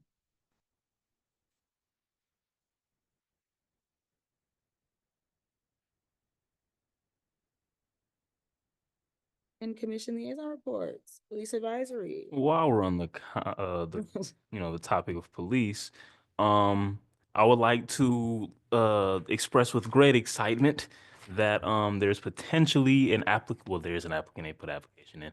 There's potentially a person that's going to be filling the Ward 1 seat. They came and introduced themselves to the commission last meeting. About last meeting, a project or a project that has been ongoing has come to fruition in a way, the police interaction survey, where individuals who interact with the police by way of a call for service, whatever, getting pulled over, whatever, they will be given a card with a QR code on the back of it that then takes them to a form on the city's website that basically just gauges the interaction between that individual and the officer on the in question in the situation. I would like to stress that this form or this police interaction survey is in no way, shape, form, or fashion the complaint process. And actually, in the conversation that we had in the YPAC meeting, there's aim or hope to adjust that form to be able to notate or disclaim that this is not the official complaint process. Thank you so much. So the next meeting for YPAC will be on March 27th at 7 p.m. Also, I'm sorry, there are currently 16 vacancies in the department, and Interim Chief Anderson, has foreseen hopefully maybe 2 or 3 of those vacancies being filled with officers. Actually, from my notes from that meeting, it says that one should be taking their position tomorrow. I'm not too sure on that. Andrew may be able to help me out with that. But yes, next meeting is at here, March 27th, 7 p.m. And we have a Ward 1 seat getting ready to be filled. Thank you. If I could add Oh. one thing to that, our detective bureau as of the 28th is up and running. HRC. So this last meeting we had was very short. Two resolutions were tabled. And I'm happy to also say that we had an item removed. I'm not happy to say that. We had an item removed from the HRC meeting, and the chair reached out to me after the meeting, and I was able to get a meeting with Tracy and discuss that. And I believe we came to a resolution, so I'm happy to announce that. Awesome. And I think our next meeting is March the 20th at 6 p.m. Parks and Arts. Meeting is March 17th. Thank you. Sustainability. Our next meeting's on March 10th.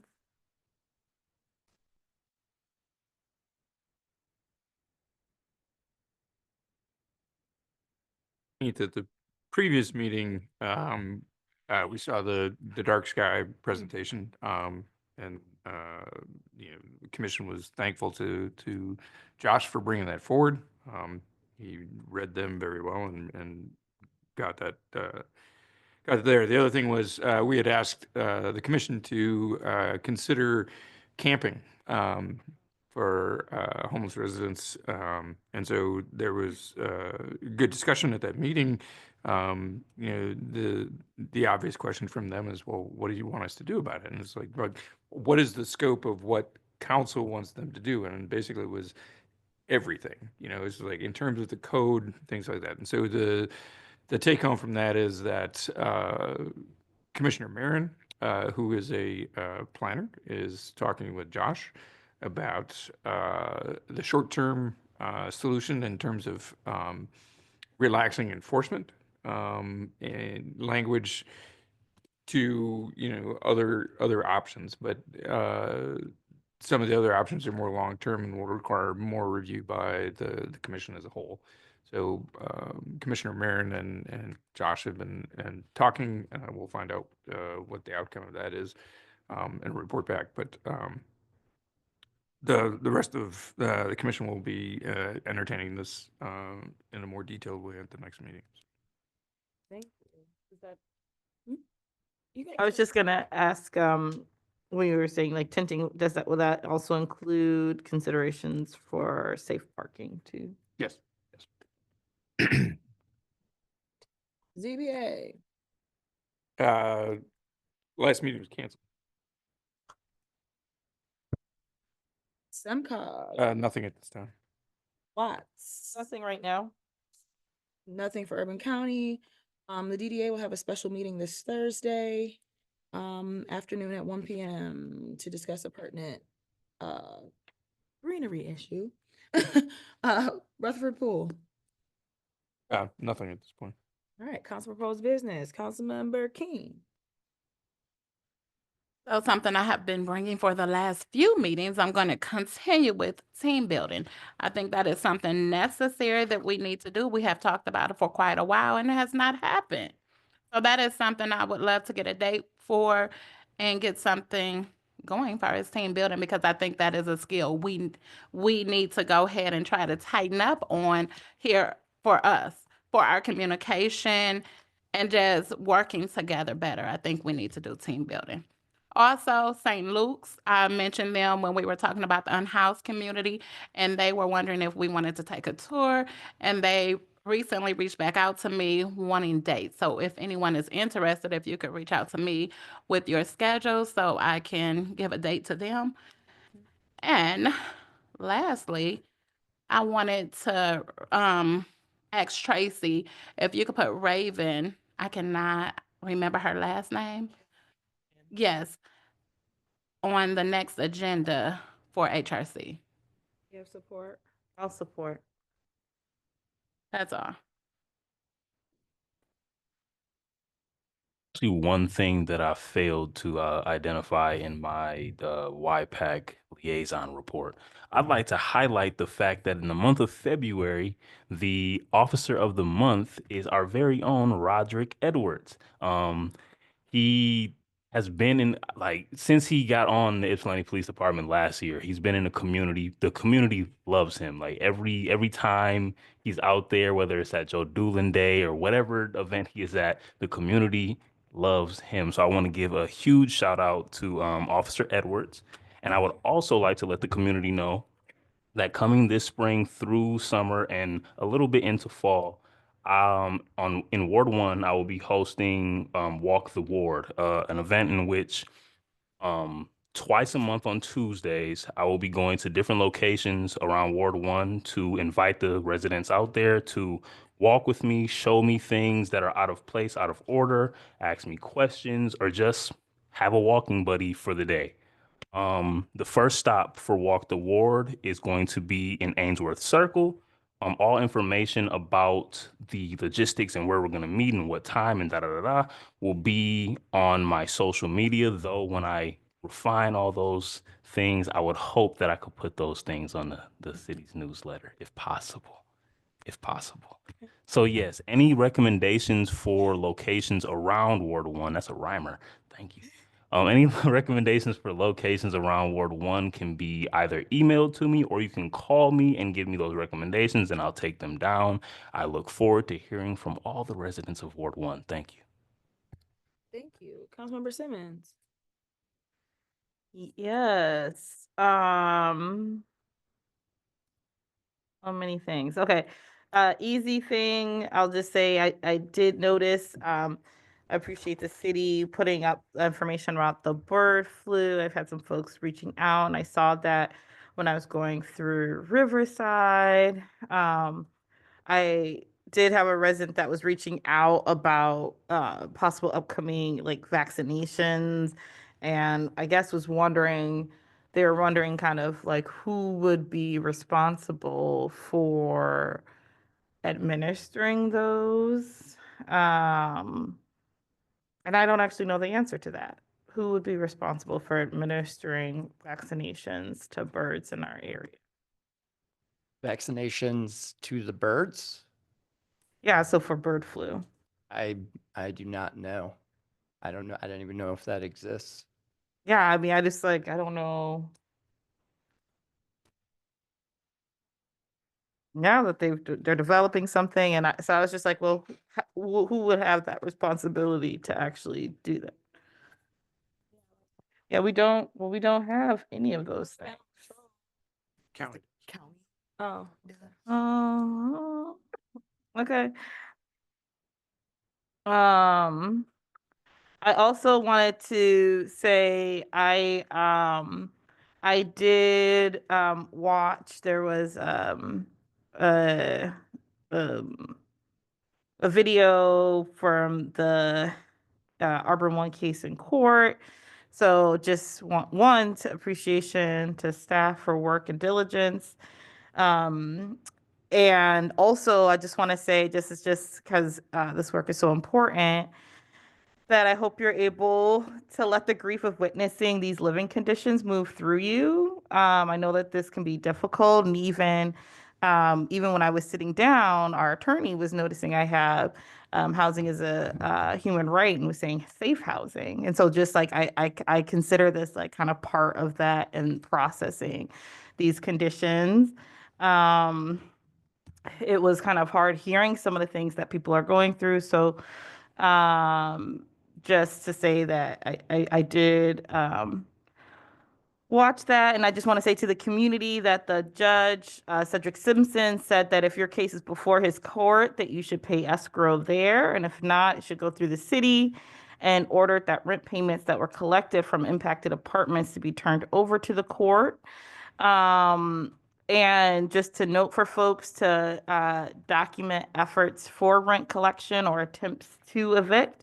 And I also just want to put a shout out to legal services just for the work that they're doing in terms of trying to represent folks and making sure that the details are being followed and that the T's are being crossed. I wanted to also share, so a few weeks ago, I did attend the county commission actually had their retreat. And so the county commission actually had their retreat, and it was actually facilitated by Dr. Milner, who facilitated our goal setting process. And so I just wanted to name a couple of things that kind of came out of that that might be helpful for us to think about for the city. They talked there were a couple of different areas that they kind of dove into. The first area was around outreach, given the increased needs in our community. Knowledge and access to resources is a priority to be strategically addressed. And so figuring that could happen through an increase awareness for everyone, for each part of our county, and to do quarterly structured listening sessions in different parts of the county, thinking about how to better disseminate knowledge to residents. I think that we have a role in that. Engaging with other regional bodies to learn about those needs expressed by residents. And again, I see that as a role that council could help play for in support of our county commissioners. The second area of focus was around innovation, renewal, and regrowth, cultivating county where residents are resilient through education, community building, and data.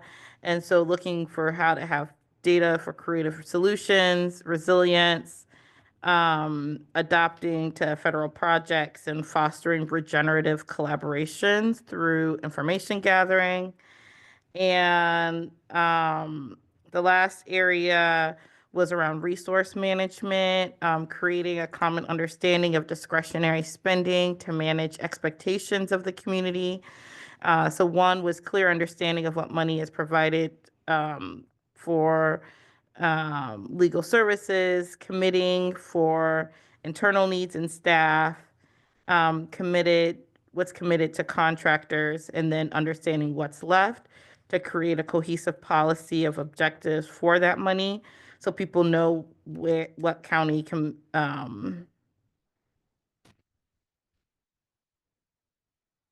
people know what the county can do and where they have to go for other funds.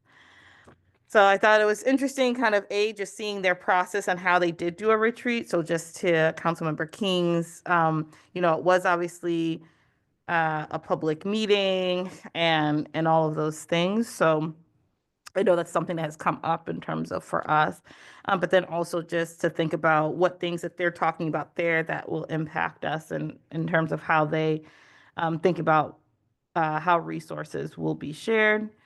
I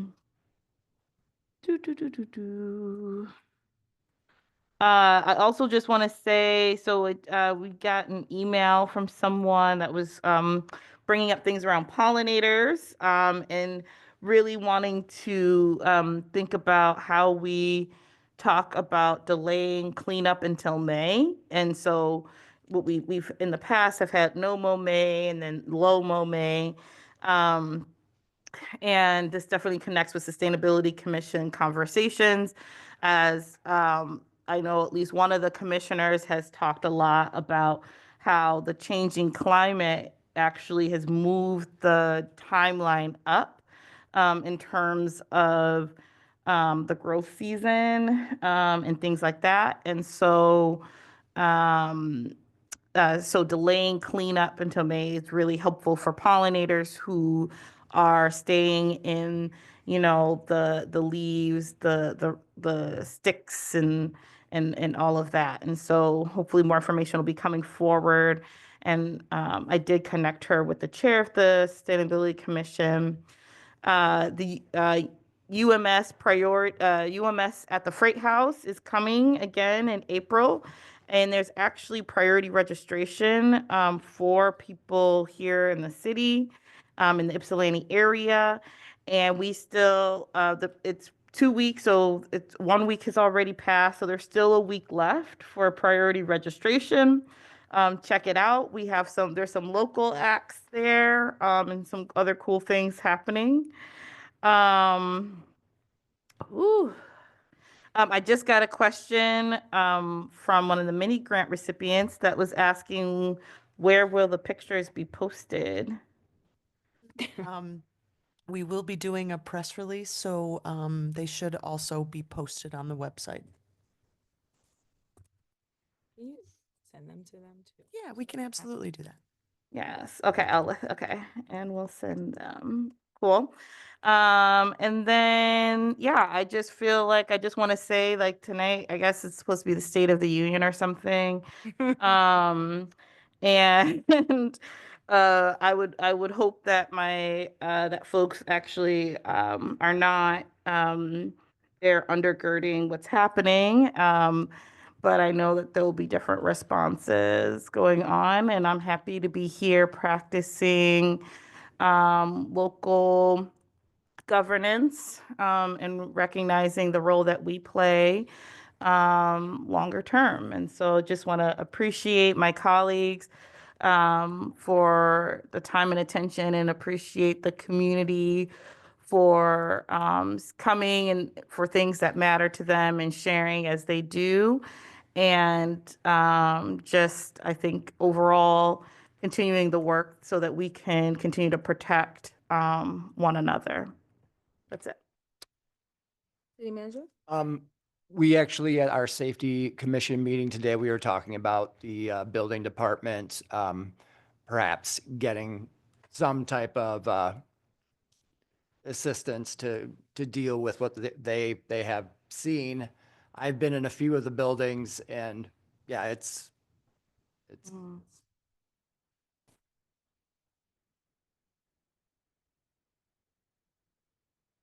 that sounds similar to like just a strategic planning session. So, I mean, I could call Dr. Milner and see if that's what council wants to do, more of a strategic planning session, or what is council looking for? As I said, team building. things that can help us work through. Because I think if we're being honest, there is some issues going on council. And so for us to be able to work through them so we can work together better.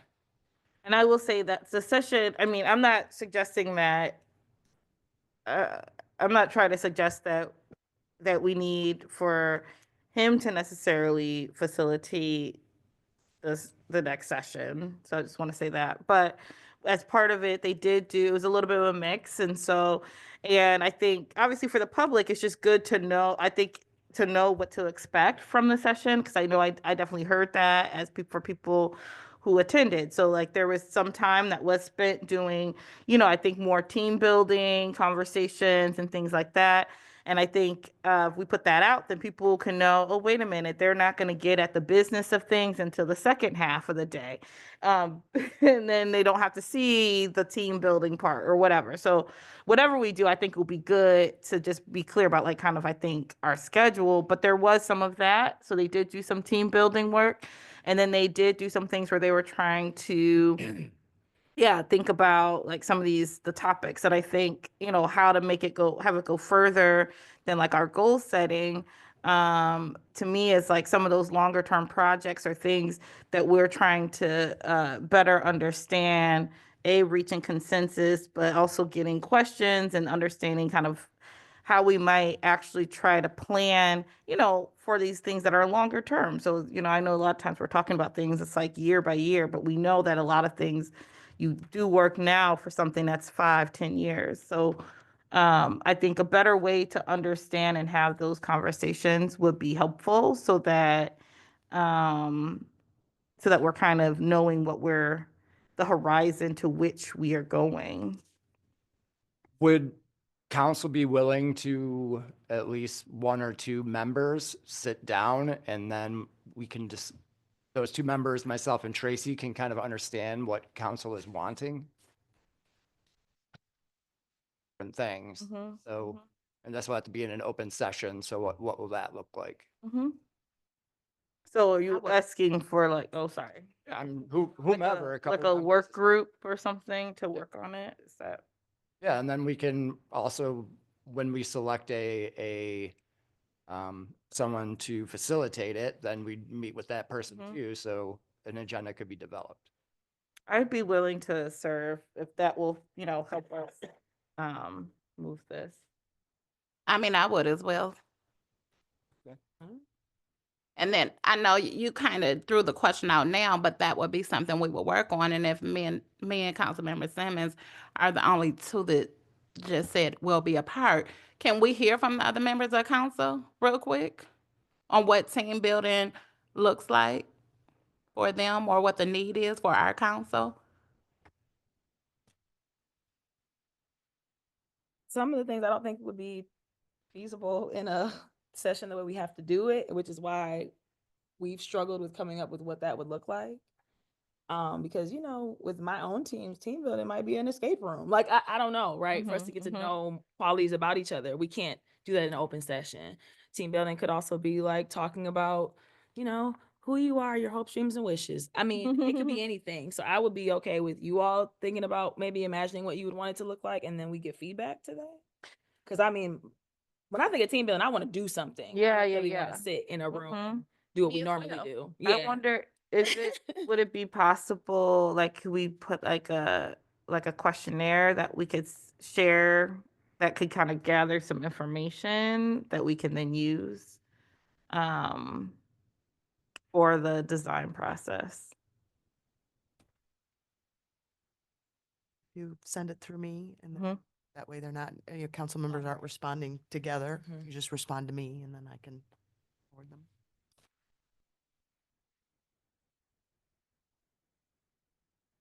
To get movement on this. Let me put it on my to-do. Can't wait to see what it looks like. Can't wait. All right. Councilmember Fellows. Right? Yeah. Yes.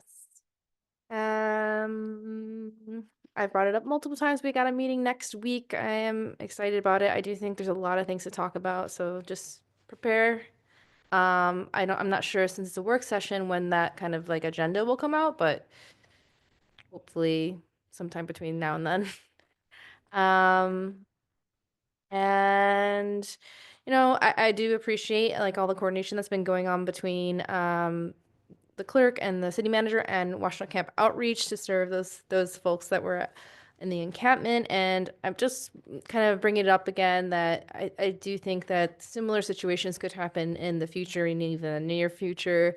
And so I think it would be beneficial to have constituent services role or something to help support staff. So that's, staff isn't basically running social work service. And, that also includes putting some funding towards it or funding into the Housing Trust Fund. So I'm bringing that up. I also want to start talking about right of first refusal, which is or tenant right of first refusal, which is a policy that will help keep tenants in their housing should landlords go to sell. And I think it's timely because the short-term rental subcommittee is meeting. So I think, having that policy in place before any short-term rental changes would be crucial. So anybody I know that Councilmember King has brought this up too. So something to look for in the future. I also, because we learned today that the developer for Peace Plaza is interested in a brownfield.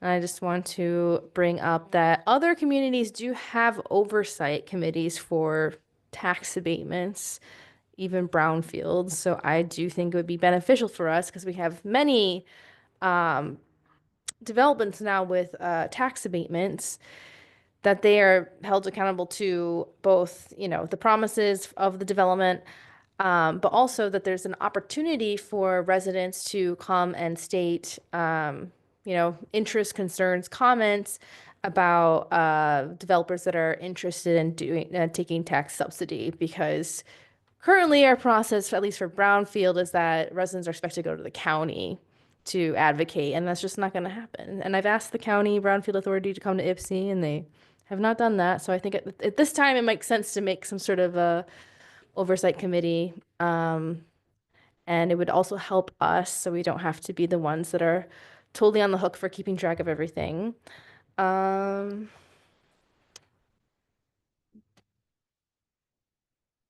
Yeah. I mentioned earlier being interested in like looking at what the cost might be to change the Frog Island lights. So I'll follow up with staff about that. And I think that is it for now. Thank you.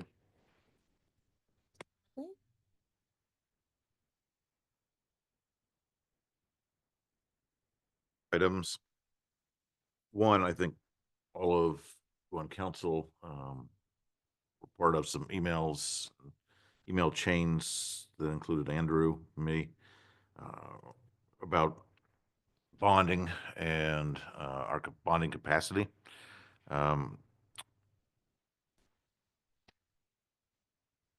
Not in a later email, but all my questions really tie around primarily DPW, not exclusively, because we do have other capital needs, but this is what's kind of driving my questions and discussions. The issue of what to do about our existing facilities certainly predates me on this council. But in the time that I have been here, there's been some analysis of our existing facilities. There's been analysis of some of the needs that the department needs. And in my mind, one of the next major steps, and one that I think should not languish, is to determine what it is that we might be able to afford. And so, to me, we want to identify, the other thing we also have to do, and probably should be doing these simultaneously, is figure out what properties might be appropriate places to put facilities if we were to move. And that seems like, at least in part, a likelihood. So my interest is really in figuring out what it is that we might incorporate into our budget. I am not presupposing that we're going to the voters and asking for tax millage at all. To the contrary, I want to figure out if there's a financial package through issuing debt that could be incorporated into our existing budget. In my mind, this is really the only way forward. And it's also an appropriate way forward in the same way that people who buy houses get 15, 20, 30-year mortgages because the life of that asset extends over that period of time. Same thing here. We're buying this not just for a single year, not a one-off. It is something that I hope will last us, if we do it and do it right, will last us for decades in advance. So I think this council and the administration have to figure out is in fact debt the way forward? I think it is, but I'm sharing my perspective, and all of you have to come to your own conclusions. But in the course of having those kind of discussions online, I think it was raised that the idea that maybe we could have some additional discussions, explanations. I think that's a really good idea. So I've said all this by way of prelude to suggest that we perhaps at the next meeting or a meeting soon thereafter have a discussion item that explains the bonding process as well as kind of provides a forum to let people ask questions and better understand what is a fairly complex process, but at the end of the day is really like getting a loan for the city. Instead of on a house, it's on a big parcel of improvements. So that's what I'll say about that. I don't know if there are questions or thoughts on that. I would support. Right.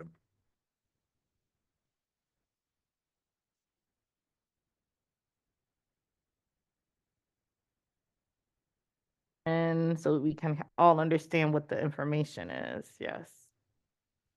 The next regular meeting, right? Not the work Yes, session. I'm sorry, not our next regular meeting. 2 weeks. We would talk to our bond counsel, yeah. So, Yeah, or both.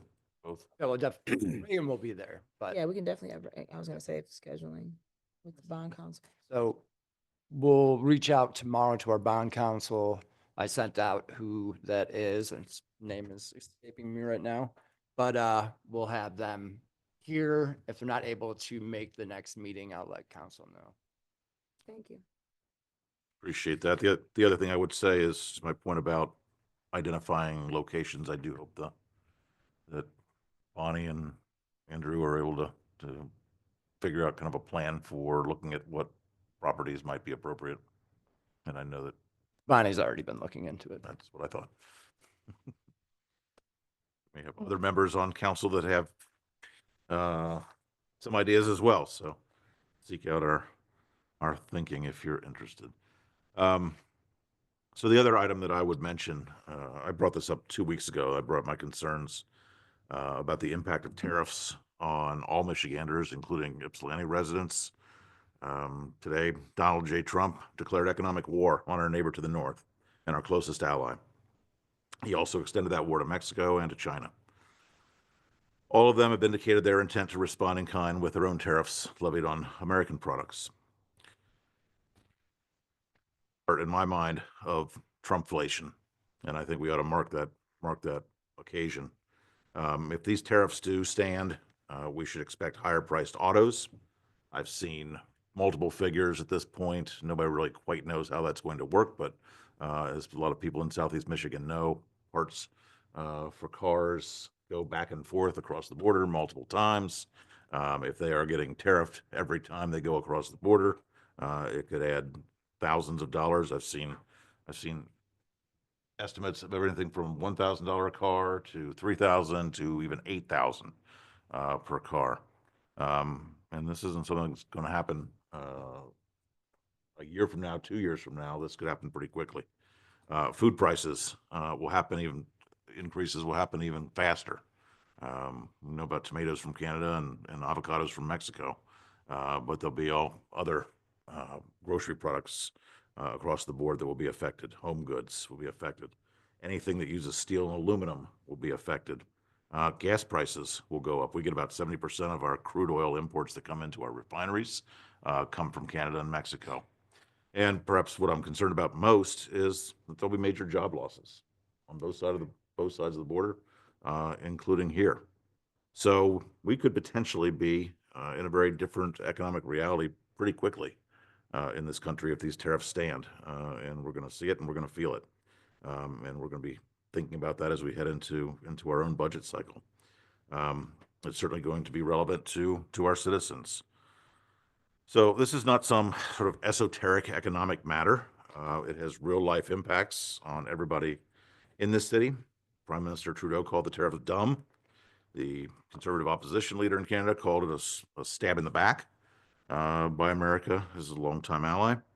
They're both right, and I think they're also right in saying, as many on this side of the border have said, that a trade war benefits absolutely no one. And the Trump tariffs are inflationary. They are the plan to implement them today is nothing short of idiotic, and we should be pushing back every chance. Mayor Pro Tem?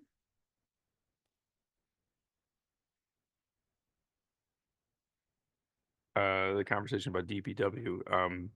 I was looking at other sites, so I'll catch up with you, Bonnie, and creatively thinking about, there are lots of sites within the city that are not necessarily available because they're not on the market and things like that. But I think there are certain partners within our community that have large amounts of land that could be amenable to this, and some of them they're very close to our existing facility. So in terms of the options that were presented last time, in terms of keeping some functions at the Forest Street location and then putting other functions in other places, a quick look at our map shows there's some great sites very close by. So I'll catch up with you about that, and I'll catch up with the mayor because I would like to have her conversation about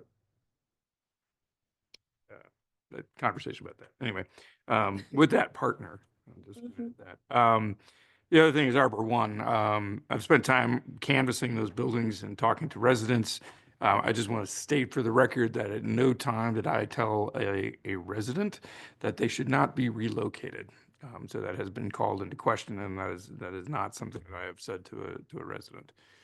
So those red tags have gone up. The residents are concerned, often confused as to what that means, and I've been explaining to them that that is a statement to the landlord and not to them in particular. And so, the situation with the cases that are in front of Judge Simpson, he has some control over, but the ones that are the red tags that are not in front of him require better communication in terms of what the tenants' rights are. I've been talking to people about both creating their own tenants union and joining the Ypsilanti tenants union. And so there are people that are starting that process. One of the residents went out canvassing with me to engage folks in that. The situation is deplorable. I have certain health issues that have been exacerbated by being in the building for only 2 hours, and that's just in the hallways. That's not inside the apartments. And so every time I visited that place, I come away with detrimental health issues. So I can appreciate somebody who's living in this 24/7 is having those issues. I will say that the new management is picking up speed compared to the last management in terms of the repairs. But there's some information being put out there by the current management in terms of collecting rents, telling people that they no longer have to put their rent in escrow, and that they should send it directly to them. There's problems with the portals. There's not functioning. there's confusion as to who's paying rent to who, and so trying to clear that up for folks. Um, I commend our prosecutor and city staff for joining in that lawsuit. I think that will go, some way to forcing the hand of the owners to be accountable for what they've been doing for years. This is, anyway, I'll be meeting with more tenants this week about the tenants unions and getting information out for clarifying what the rights and responsibilities are. But the current management is giving misinformation. The state statute says that they cannot sign new leases without a certificate of compliance, and that's exactly what they're trying to get people to do. They're telling people by letter that they need to pay them rent as quickly as possible. There's been problems with the ledgers from the previous management, including just being totally inaccurate. And so people are being, cited for back rent that they never owed in the first place. And so there's just a ton of confusion around this. It's like the previous management was so,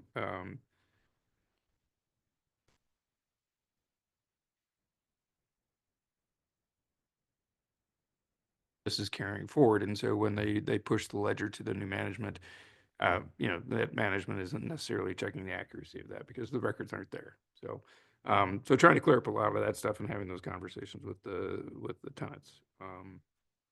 Watch some of the videos from Judge Simpson's court, and it's clear that he's got little patience left for this process. And really bringing it to the attention of the management that these are people, and these are not just accounts, and they are not just buildings. These are people. So, I thank him for that. We can get to the city manager. I won't, be redundant and talk about Arbor One, but I do want to thank staff and also the collaboration between the prosecutor's office and the city and all the things that folks have said, because it is an egregious situation. On a brighter note, happy Women's History Month, happy Social Worker Month. Also last week or almost 2 weeks ago, myself and a couple other council members had the opportunity to attend the Black History program over at Park Ridge. It was so wonderful. Folks were sharing stories about the history of the South Side and Ypsilanti, and we got to just fellowship and have a meal, play cards, and hang out with some elders even in the community that I had not seen out and about in quite some time, as well as being able to teach some kids and young folks, some games and fellowship with them. So overall, wonderful. I could say more, but again, trying to be brief. And then lastly, I just wanted to name that, staying on the topic of, we talked about a lot about law enforcement tonight.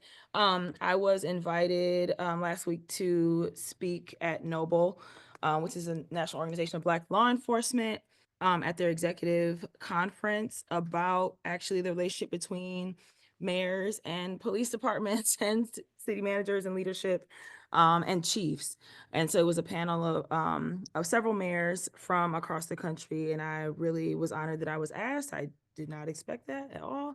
And I learned a lot at the executive conference, just in general, about the direction that lots of our executive leaders are moving in terms of reform and changes to different departments across the country. I think different regions handle things differently. So I learned a lot of things that I hopefully will be able to share, not only like with my colleagues, but with whomever we bring on board to be our next chief of police. And sorry, I rushed through that, but I can talk more about it at another time. City manager. Just a couple things. Departments are having budget meetings right now over the next couple weeks. The council will have the proposed budget on April 30th.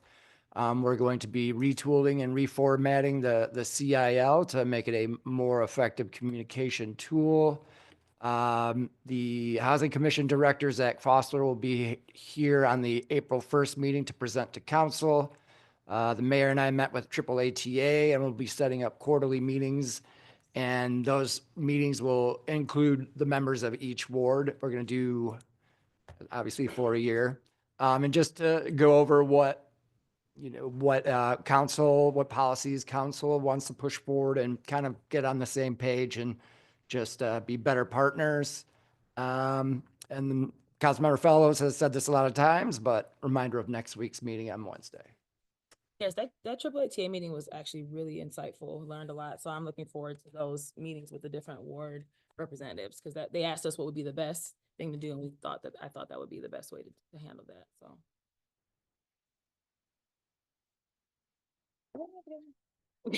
Just very quickly, just regarding the meeting that we are having next week, I will be at Clerk's Conference, so you will have my deputy, Lori Thomas. She has been working diligently, and our plan is to put up an agenda tomorrow, trying to kind of stay along the same lines. I was looking for input from council to kind of direct the agenda, but I only heard from Councilmember Fellows, so we've got a direction, because we've got like 10 or 15 pages for you.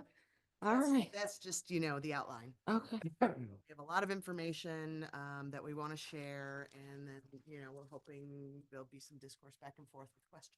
All right. Well, thank you so much. I look forward to that meeting. All right, y'all, it's 11 o'clock. Meeting is adjourned. Sorry, I was on a world tour last week. I was in Dallas, Phoenix, Vegas, like, yeah. So I have so many emails, like, yeah. It was nice. Can't lie. Did she just go on a cruise? Baltimore, slow sell. Did she just go on a cruise? Yeah, I need another. Hold on. I just thought about that. I started talking about Just stuff on my birthday. Come on. All right. Thank You you got a for party, girl.